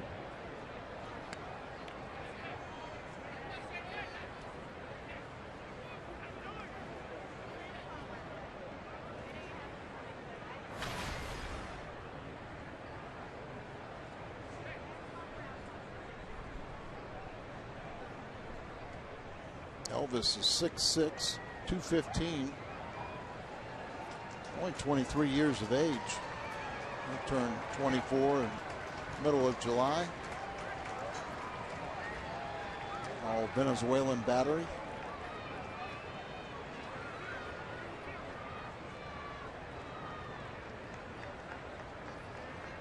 Three-2. Strikeout of Peralta. So he struck out Carpenter. He's got Peralta. Wong, the runner at second. Now 2 outs.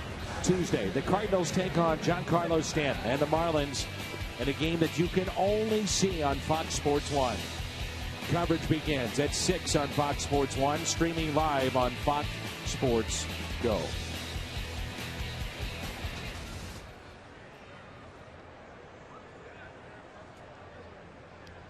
Two outs. Here's Hayward. Jason with a base hit to center field in the 6th inning and scored on the 3-run homer by Grichuk.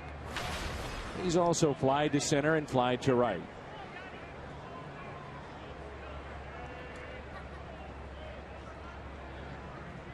Keeping an eye on Wong now in the 1-0 pitch. You can see why Phillies may be high on this lefty. He throws hard. Yeah, he throws hard, and he's, like I said, still 23 years of age. He's already gone through his Tommy John surgery, so.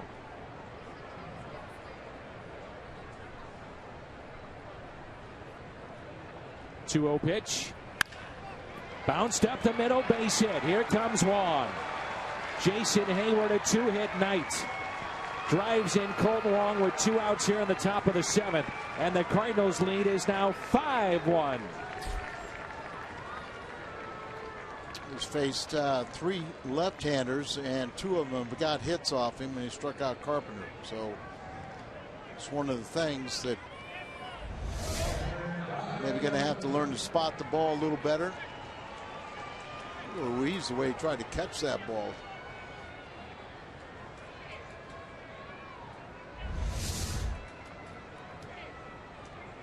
Here's Molina. He has a 2-hit night. Cardinals now at 9 hits. A check on Hayward. And we're closing in on 6 is a serious number.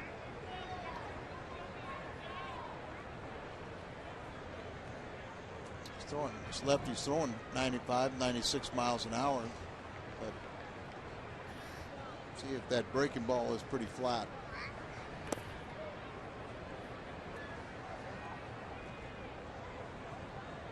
Lackey trying to win his 158th ball game.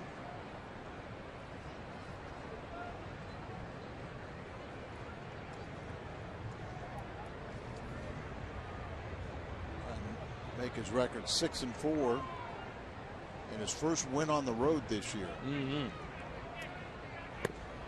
1 ball, 1 strike on Yadier Molina.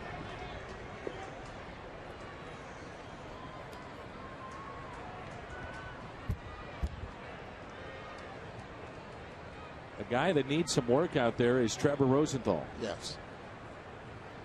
May see him before this night is through.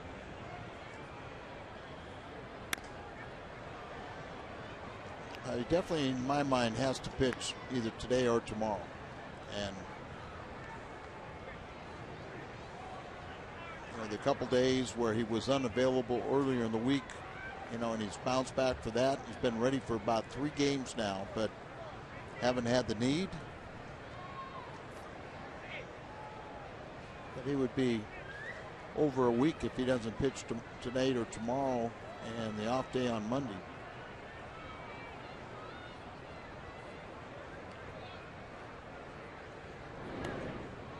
Cubs won today. They beat Minnesota 4-1. Max Scherzer, the no-hitter, near perfect game for Washington, and that was over the Pittsburgh Pirates. So if the Cardinals hold on and win this game, they would be 6 in front of Pittsburgh, and then looking for a sweep tomorrow of these Philadelphia Phillies as the runner goes, and that's Hayward. That's another steal. Well, the one thing, this lefty's very slow to the plate. He's got the big high leg kick. He's tall. He's not quick. So the Cardinals are taking advantage of it. And Al, this is also scouting too. I mean, they know coming in you can run against this left-hander. Molina hits it left side. Hayward tried to disrupt it, and the play is made. Let's stretch. Cardinals add to their lead. Midway through 7. 5-1. Keep finishing up his warm-up tosses here for the bottom of the 7th. Randall Grichuk is 1 for 3. Harang went 6 innings, gave up a blast to Randall Grichuk that put the Cardinals on top at the time, 4-1. They've added another run on a Hayward RBI. It's now 5-1 St. Louis. Jim Hayes is here somewhere in the ballpark, digging up research, getting ready for the post-game interview. Al Hrabosky here in the booth. Not sure what he's doing, and I'm Dan. Now you're back. Keep you guessing. I'm surprised that on the radio side they could actually get Horton to a microphone. His Cavaliers are playing in the College World Series. And they're losing. Wong can't make the play, and it's a base hit for Freddie Galvis. He's 2 for 3, and the one time he failed to reach base, he was a line drive to center. Lackey at 92 pitches, 4 spots away from his position in the lineup. Randy Schilt warming up in the bullpen, but I think Lackey get through this 7th inning and probably call it a night. You do his job. Get starters that consistently go 7 innings. That makes it pretty easy for the bullpen. A short lead at first by Galvis. Here's Carlos Ruiz. Fouled back. Ruiz was robbed, you may recall, back in the 5th inning. The play by Jason Hayward. 22 of 26 first pitch strikes.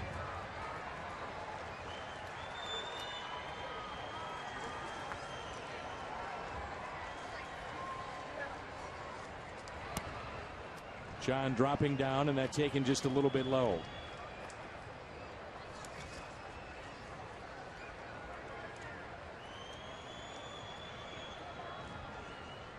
right, here we go. 1 ball, 1 strike.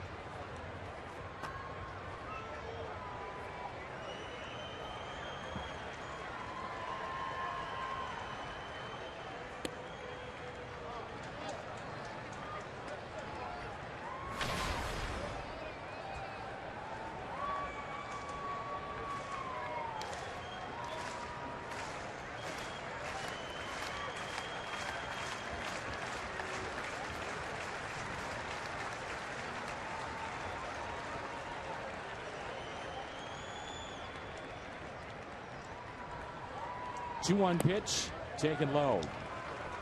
Mentioned the Max Scherzer no-hitter. His next start will probably be right here in Philadelphia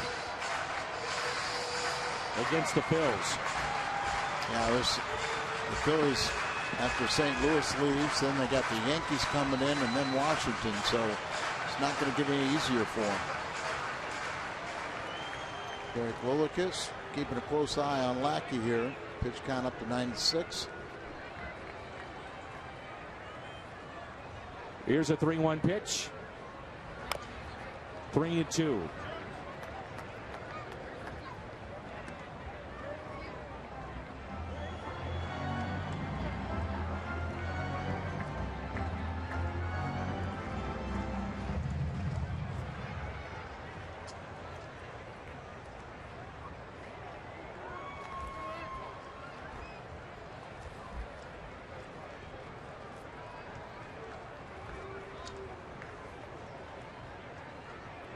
Three-two pitch, not running, and it's a foul ball.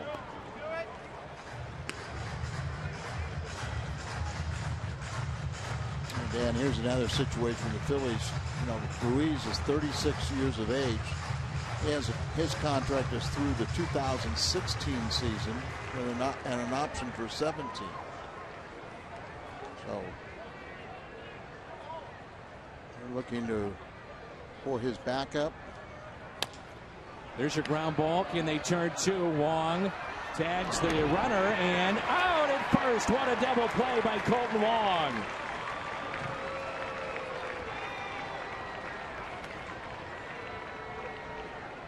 Before it's all said and done, I'm telling you, he's going to be some kind of player. Yeah, he really is. His intellect, baseball intellect, is outstanding. Here he runs at him.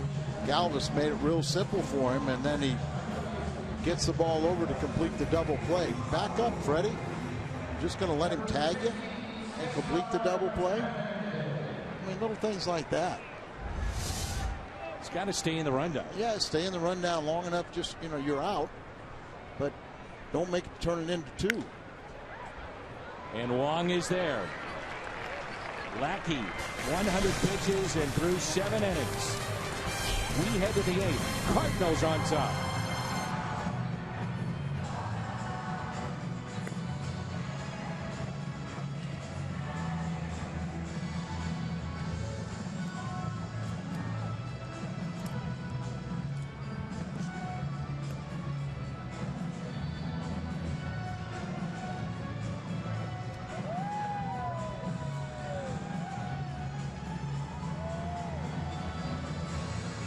So the third pitcher in history to lose the perfect game after 26 outs, but still throw the no-hitter. Milt Pappas and George Wiltse did that. Last night, the Squirrel made its way to Citizens Bank Park. Wait until you see this jump. Look at that. Unbelievable. Into the dugout of the Phillies, and tonight, yes, the fans were ready. The rally squirrel is here. Here's Randall Grichuk. And a new right-hander is in for the Philadelphia Phillies. Seth Brosnan, who was just recalled today from Lehigh Valley. That's AAA for Phillies. He was 2-1 with 3 saves, 2.65 ERA. 0-1 pitch. Did have 3 previous major league appearances with Texas, all in 2014. He was 1-0 with a 6.75 in 4 innings pitched. He was a non-roster invitee to spring training.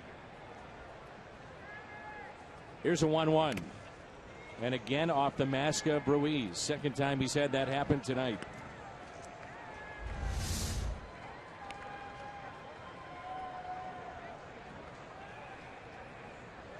Breaking ball, and I said earlier he was from Venezuela. He's from Panama. So right now that breaking ball is a work in progress. So as a hitter, you know that, and yeah, you kind of foul it with 2. You just go up there looking fastball, and you know, he does have 2 strikes on him, but so far we've seen it as a hanger. That's easy to adjust to. 2-2 pitch. Another hanger.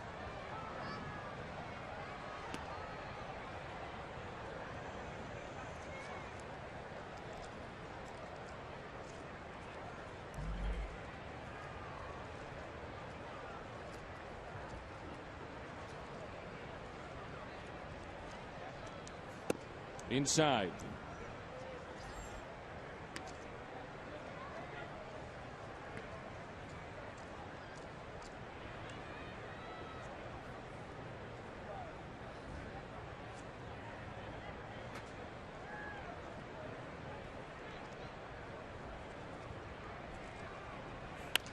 Grichuk muscles it fair, looking for extra bases. A home run tonight, and now a double for Randal Grichuk. Leadoff double to start the 8th inning. It's his 5th hit in 2 games here in Philadelphia.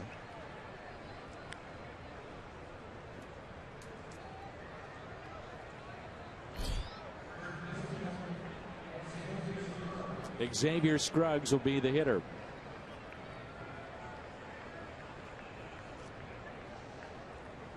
Let's see how Scruggs, you're basically talking about 2 AAA players. Scruggs promoted yesterday, the 2nd time this season, but his first start.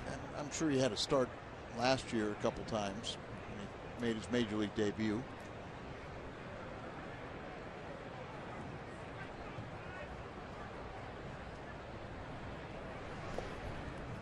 Grichuk reads it on his way to third and in there safely.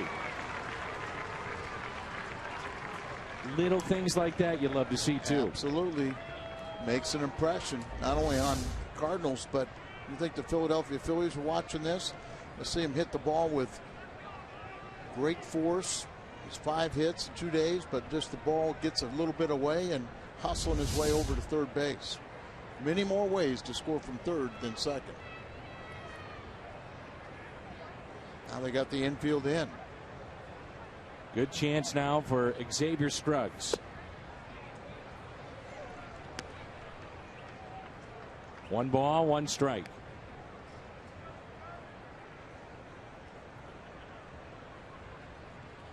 Outfield is deep and straight away.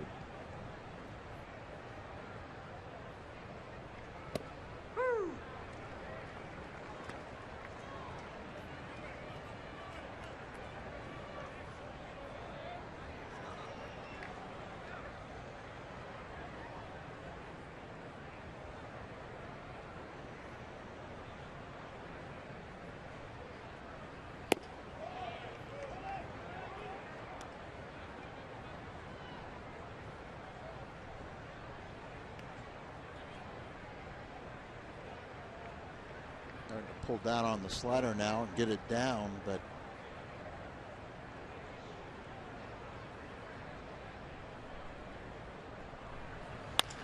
and that's a base hit into right. Nice piece of hitting by Scruggs to take it the other way. An RBI to drive in Randal Grichuk, and it's 6-1 St. Louis. hustle there by Grichuk and get him over to third and guaranteed that ball gets by. Remember the infield drawn in, so it cuts down the range of Howard over there and gets underneath the glove and through. Now they're breaking ball, but with 2 strikes he was ready for it. Still was a little bit stayed up, and he made him pay. Now Peter Borges, 6-1 Cardinals.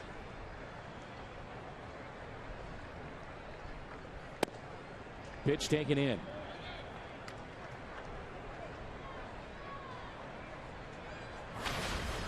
Cardinals picked up a run in the 4th, 3 in the 6th. Home run by Grichuk, 1 in the 7th, and another here in the 8th.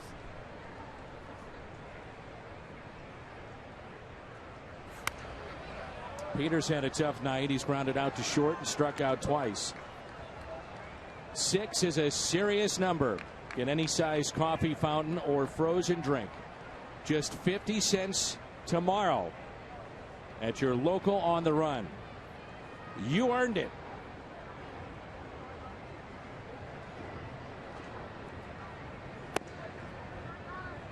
And that hit Borges. So he's on base. Scruggs to second. It's the third batter. Still nobody out. Third Cardinal hit tonight, and none of them added together would have hurt anybody. They've all been just grazes. John Jay will pinch hit for John Lackey. His night is through. Good job by Lackey.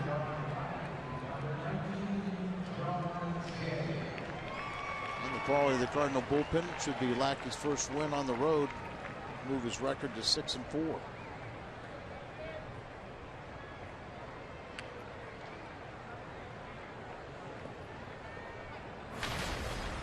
So 2 on and nobody out. Here's John Jay. Good speed in the bases right now with Borges at first, Scruggs at second, and a base hit out to left field. They're going to hold up Scruggs, and the bases will be loaded. Nobody out. And the Cardinals are already leading 6-1.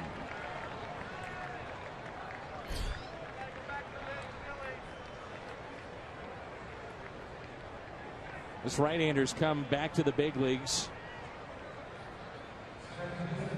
and greeted with a double, a single, hit a man, another single, and now Colton Wong with the bases loaded and nobody out.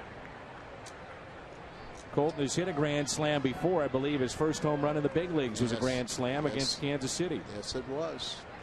Good call by you, too. Thank you, Al. You see where I'm going with this? I got a feeling about this. I'll help. You're going to help me here? Pass a little voodoo your way.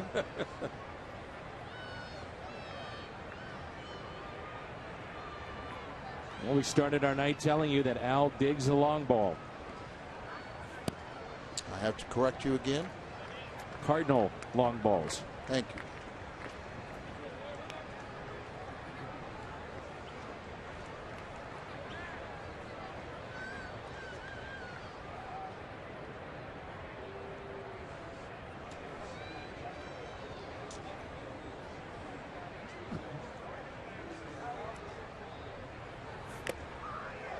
Two and one.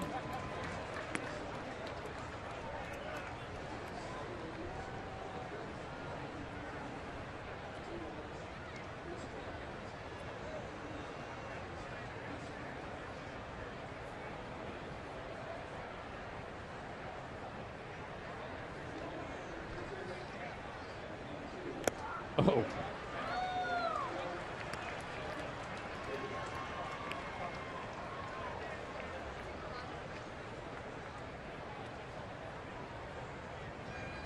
With runners in scoring position. Not bad. Let's add to it.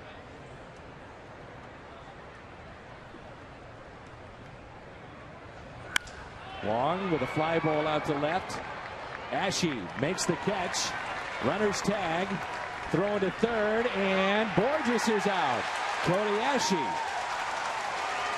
A one-hop throw to third base. Run does score, and that makes it a 7-1 St. Louis lead.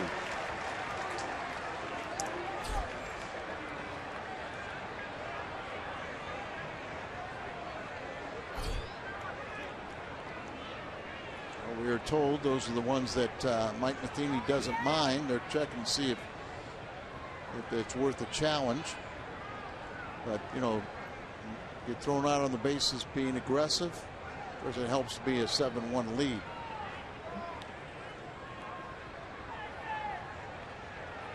And no challenge.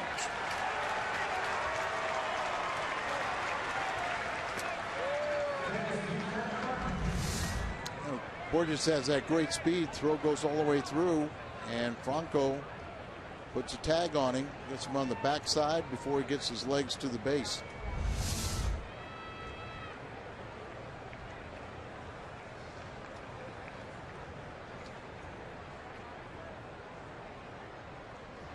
Here's Carpenter and a strike.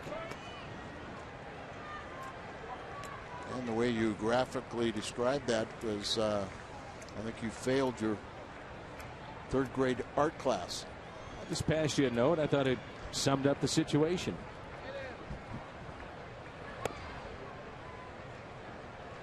Players to watch. DraftKings Highest average with runners in scoring position this season. And Matt Carpenter 0 for 2 in the ball game tonight. 447 his average in these particular spots.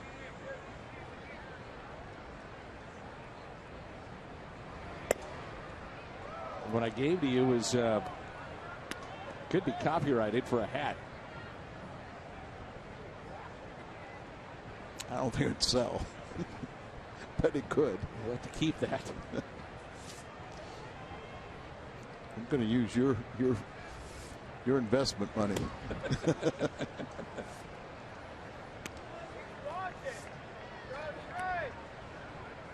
3-1 the count. 12 hits tonight for the Cardinals. 16 last night.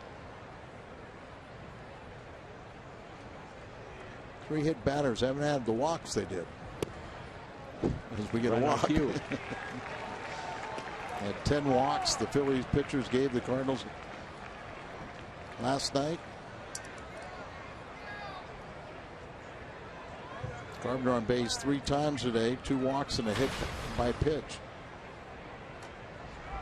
Bob McClure out to visit. You know, Bob McClure had jet black hair when the season started. Oh man, they're going to have some long nights here, boy, this year.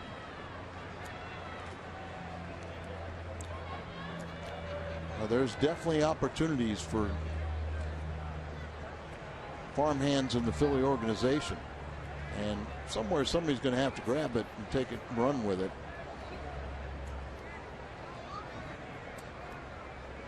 As you said, it can be very tough, especially with veterans when you're out of the race. You know, to come to the ballpark every day and be ready to play. But that's part of being a pro. You've got to do it. You got to find ways to motivate yourself. You're in a pennant race. You just can't wait to get to the ballpark. If you're not in one and you've been accustomed to, like some of the Phillies, Howard, Utley, guys that have been in pennant races a lot, you know, you got to force yourself every day to get up. Peralta with a base hit out to left.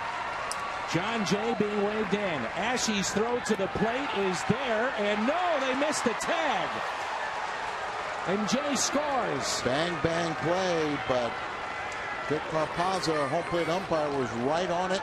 He didn't call it too soon. If he would have called it too soon, anticipating the play, he would have called him out. But clearly, from our vantage point on our level, he's safe just because the tag wasn't applied. Good strong throw by Ashe, second this inning. See, he never brought the tag down. He just kind of held it up, and he gets that foot across before the tag. Great slide and great call. Another good night for our starting shortstop for the All-Star game. Now it's 8-1. Here's Hayward. Cardinals have picked up 3 more.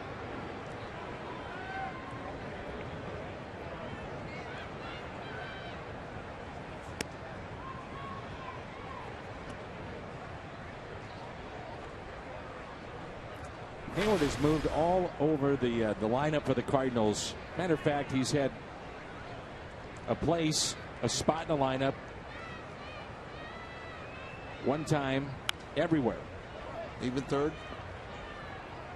Yeah, so if he's been all over. Most surprising was he was the 8th, but you know, he never said a word, just worked hard, and now he's starting to swing the bat. Brian Jordan told Ricky Horton during the fantasy camp that he always was a slow starter with Atlanta. So maybe we're starting to see him really get into a groove. And of course, coming to a new ball club, you know, it takes a time to adjust. You really want to do actually too much usually, trying to justify why you're there and prove to your new fans that how good you are. 2-1 pitch. Hayward hits it the other way. That's a fair ball. Into the corner. 1 run is in. They'll hold up Peralta at third. It's a double for Jason Hayward. He's starting to get hot. 9-1 Cardinals. 3 straight hits, couple RBIs for Jason Hayward. Of course, when you get a little luck like that, you know, and you're struggling, that ball goes foul. But here it's down in the opposite field corner, ball running away from him, and he just slices it down in the left field corner. If this was not such a 9-1 ball game, I'm sure Okendo would have sent Peralta and ran the risk. But 9-1, you don't want to get anybody hurt.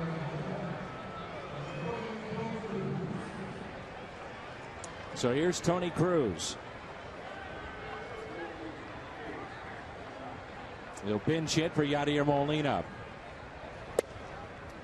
Tony looks at a ball in. Randy Choate getting loose in the Cardinals pen.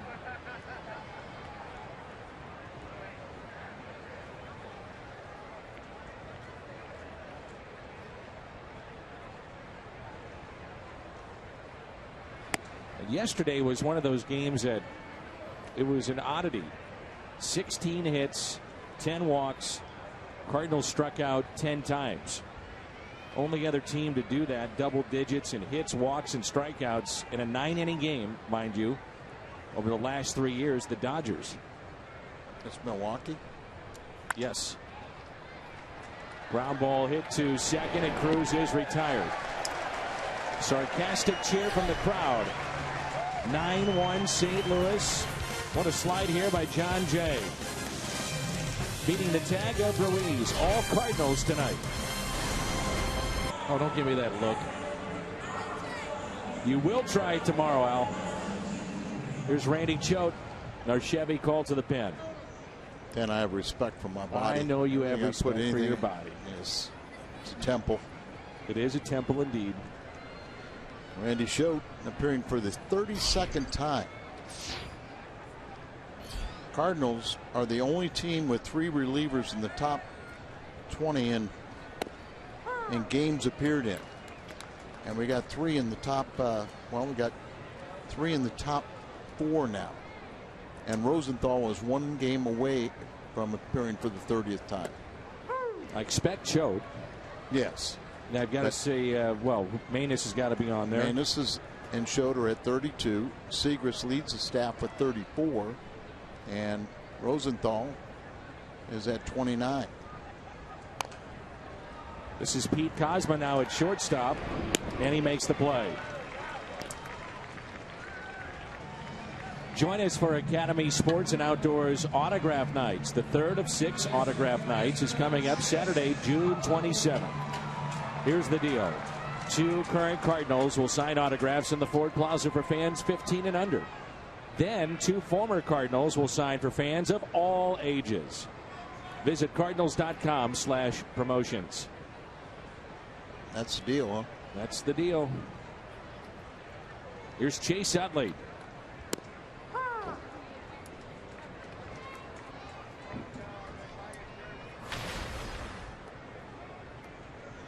Utley, a tough night, 0 for 3. Hitting 178.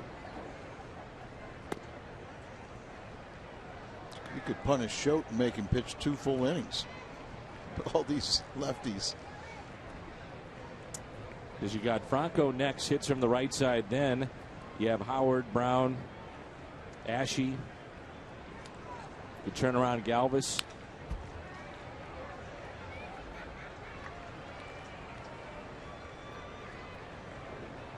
Randy 1 ball and 2 strikes. As you said, Randy was a situational guy, usually only coming in and facing 1 key left-hander. You expect to see him compete for the most appearances in the league. And I think he's the kind of guy, the more work he gets, the better he likes it. Keeps him sharp.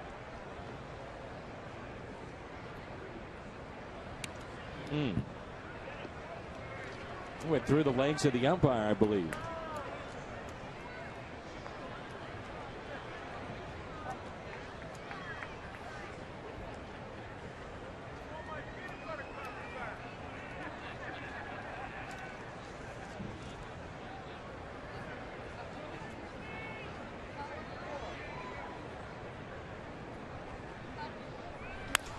Ground ball and a base hit past Kozma. Utley is aboard. 1 for 4 tonight.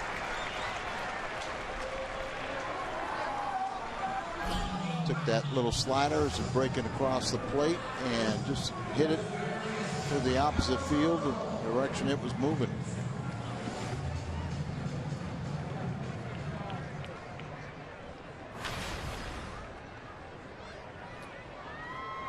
Here's Franco, who's hitting .282, 7 home runs, 18 RBIs.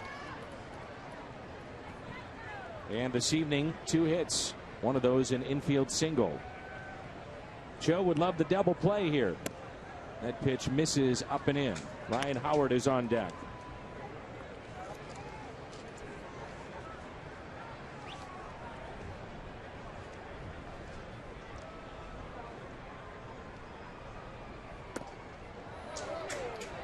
Two and 0.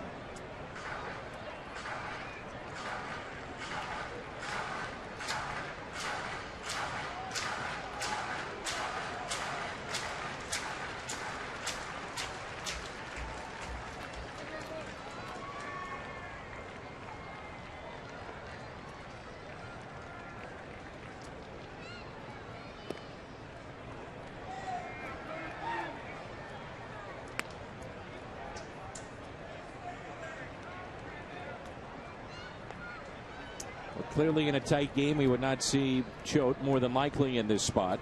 You might with the lefties that are coming up. But as Al mentioned, a lot of times it's 1 or 2 hitters and that's about it. It floats in for a strike, 3-1. Well, that's why we were talking last night, as you see Seth Maness warming up, that you could see the possibility when Lance Lynn comes back that Tyler Lyons could end up in the Cardinal bullpen as the third lefty. And now a walk.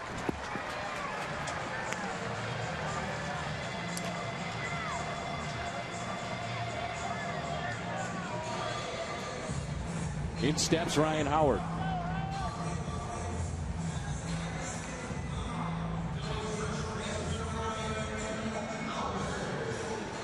Oh for 11, 4 strikeouts. Been hit by a pitch against Randy Choate. And Randy will have runners at first and second here. The Cardinals put on the shift as Cosma's on the second base side of the bag, and that will allow Utley to get a pretty big lead if he so chooses. There's your double play. Out at second, out at first, double play. The second turn by the Cardinals tonight. Howard remains hitless against Randy Choate. Kick. Part of this 14-hit attack for St. Louis.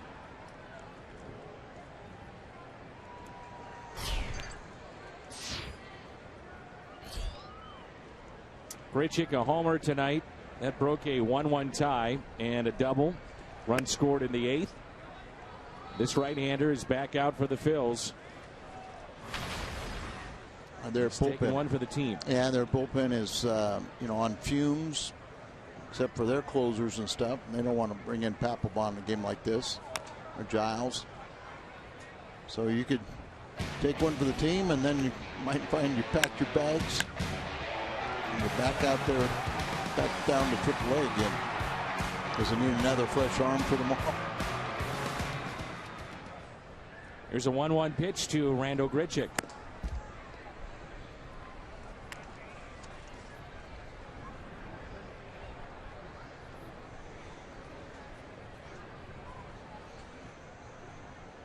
$16 hits last night, 14 for the Cardinals tonight.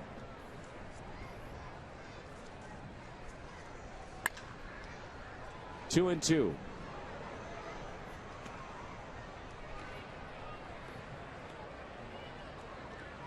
Last 5 games, they've been outscored 47-14.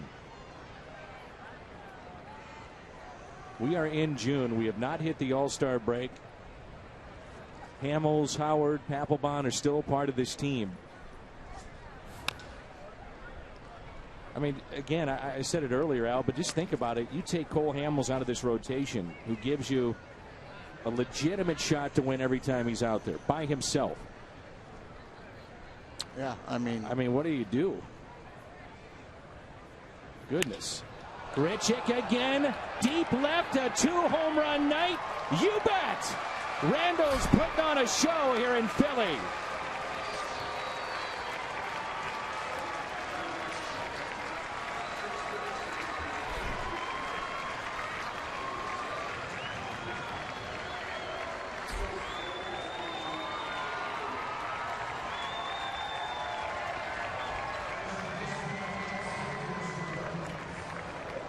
for Grichuk.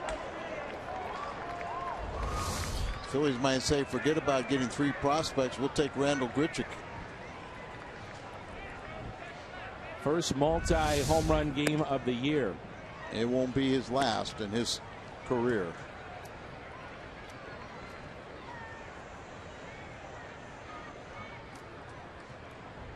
Now it's Scruggs who singled to right. Hits that out of play.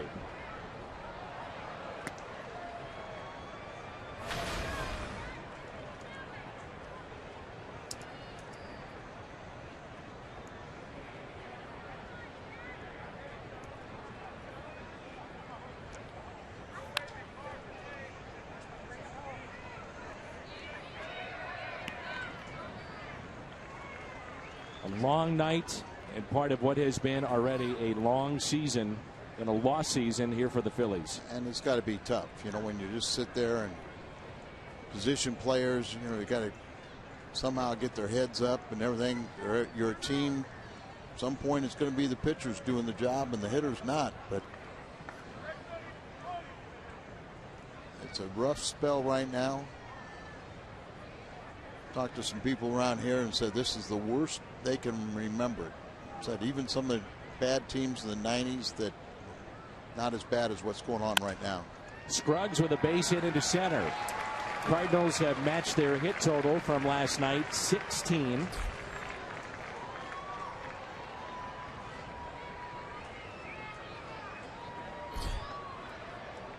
They gave up 12 runs last night, 16 hits. Tonight, 10 runs, 16 hits. Grichuk's had back-to-back 3-hit games and 3 home runs,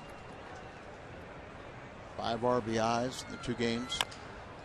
High chopper off the bat of Peter Borges, hustling down the line, and there's the first out.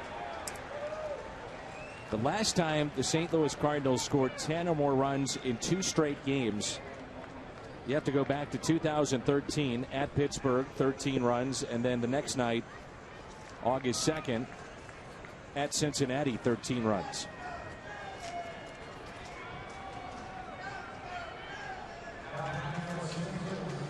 Here's Pete Kozma.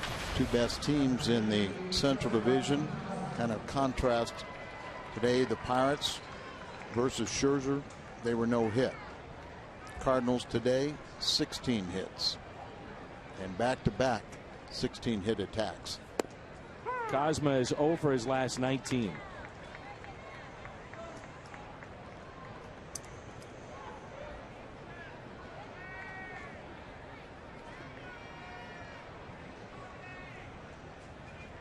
Runner at second is Xavier Scruggs.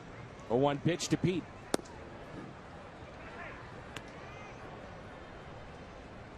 It's good to see that the guys that have been called up, not only are they being used off the bench, but they have produced. Garcia last night and tonight, Xavier Scruggs. Mike was talking about that. You know, they get promoted because they're hot. You know, they're swinging the bat well, and a lot of times you come up and you sit. And a fly ball lifted into left center field. The catch is made. Scruggs will tag up from second to third, and there's 2 outs. This copyrighted telecast is presented by the authority of the St. Louis Cardinals and may not be reproduced or retransmitted in any form. And the accounts and descriptions of this game may not be disseminated without the express written consent of the St. Louis Cardinals. In steps Colton Wong. Wong has singled back in the 7th inning. Drove in a run in the 8th. Scored a run in the 7th as well. First pitch is popped up.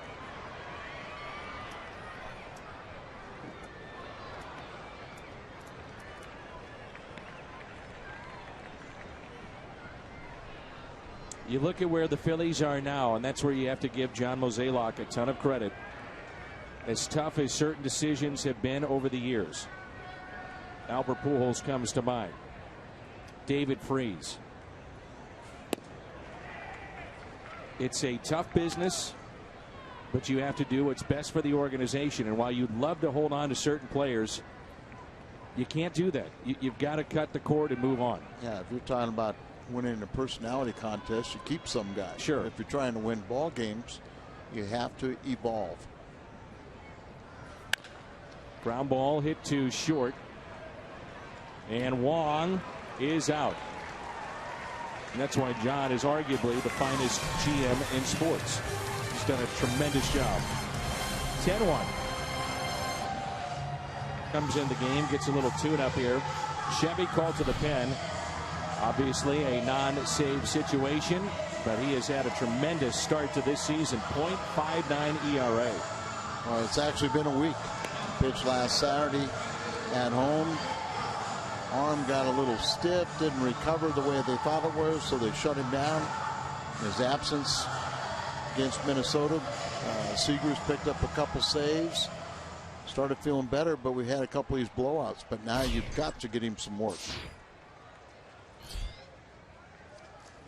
And Mike says, please be efficient so you can pick up a save tomorrow if necessary. Dominic Brown looks at a ball. Starter tonight, John Lackey, 7 innings, 5 hits, 1 earned run. If the Cardinals hold on, that'll snap his streak of 9 consecutive winless road starts. It's one of those ones you want snapped. Aaron Harang on the other side, 6 innings, 7 hits, 4 earned. He's now winless in 10 straight against the Cardinals. And he's lost 6 straight decisions. That's the first time in his 14-year career that he's lost 6 straight. Last time a Philly starter picked up a win, we've talked a little bit about this, but it was May 23rd against the Washington Nationals. That was Cole Hamels. Since then, the starters 0-15, so no wins. And the starters' ERA in that time, 5.97. Remember, they had one game against the Nationals or against the Pirates, excuse me, where it was a 1-0 loss. And that went to extra innings. They still lost 1-0. Not what you wanted to see Rosie do. Walk the first batter.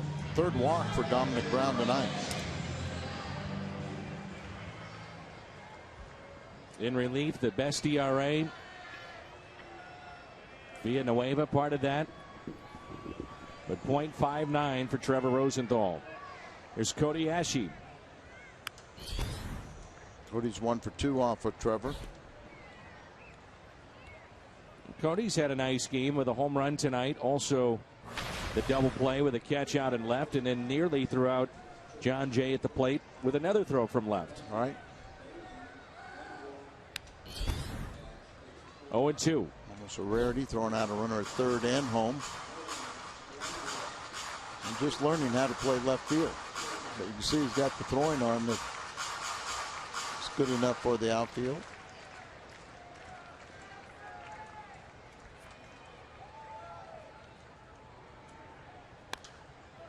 That pitch is popped up. Cruz over and out of room.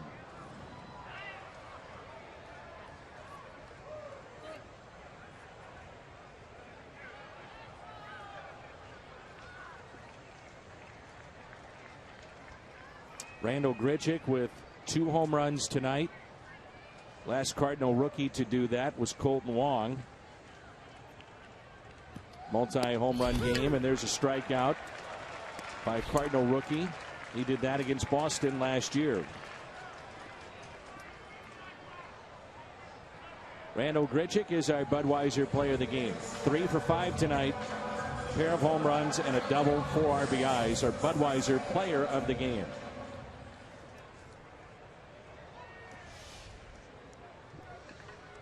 He's had a very good first 2 games. 3 for 5 both games. 3 home runs. 6 for 10. 5 RBIs in the 2 games. Yeah, it's a pretty good couple of nights. Yeah. Bet he sleep quick and want to get back here. Taken just a bit low. Freddie Galvis. 1 ball, 1 strike with a runner at first and 1 out. This is Rosenthal's 30th appearance, so now Cardinals have 4 guys with 30 or more. They were the only team with 3 relievers. Back-to-back nights, 16 hits for the Cardinals.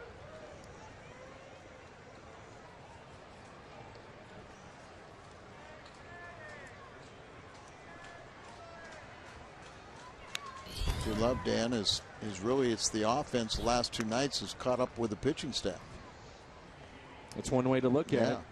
We began, remember the Open yesterday, talking about the lack of offense. Right. They hurt us. And Mike's been saying all along that this team is capable. Well, they showed it. 15 pitches for Rosenthal. We'll keep an eye on that. Well, that's why they got somebody warming up. It looks like Manus is warming up again just in case. They might call him quits at 20. And with Scruggs playing behind the runner at first base, you may be tougher to turn a double play, but there's Seth. Center field, Borges going back, plenty of room, and there's 2 outs. He's got 3 pitches from my 20 limit. Kind of know that's what they were talking about, don't you? Oh, yeah. You never want to do that. You don't want 9-1, but or 10-1. You don't want to really take out your closer, but they're trying to keep the pitch count down and make sure he's available tomorrow.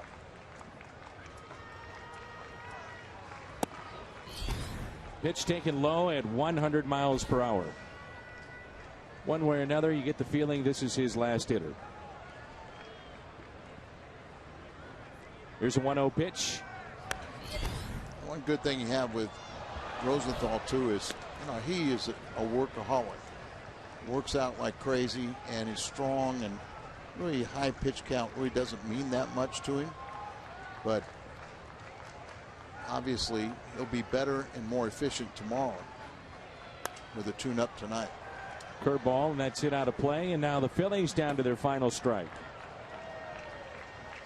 Final last night was 12-4.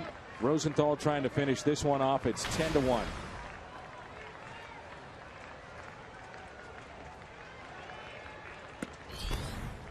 And again at 100 miles per hour from Trevor Rosenthal.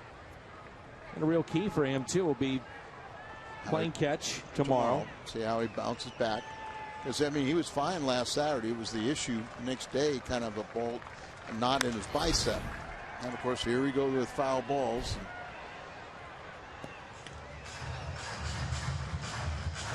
Mike Matheny will go around and talk to every player during BP, see how they're feeling physically, where they're at, in particular with the relievers, just to make sure everything's okay.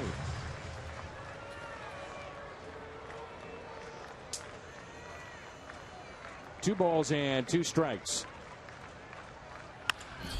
Back to Rosenthal, and this game is over. The Cardinals have won the series. They'll look for a sweep tomorrow, and the final 10-1.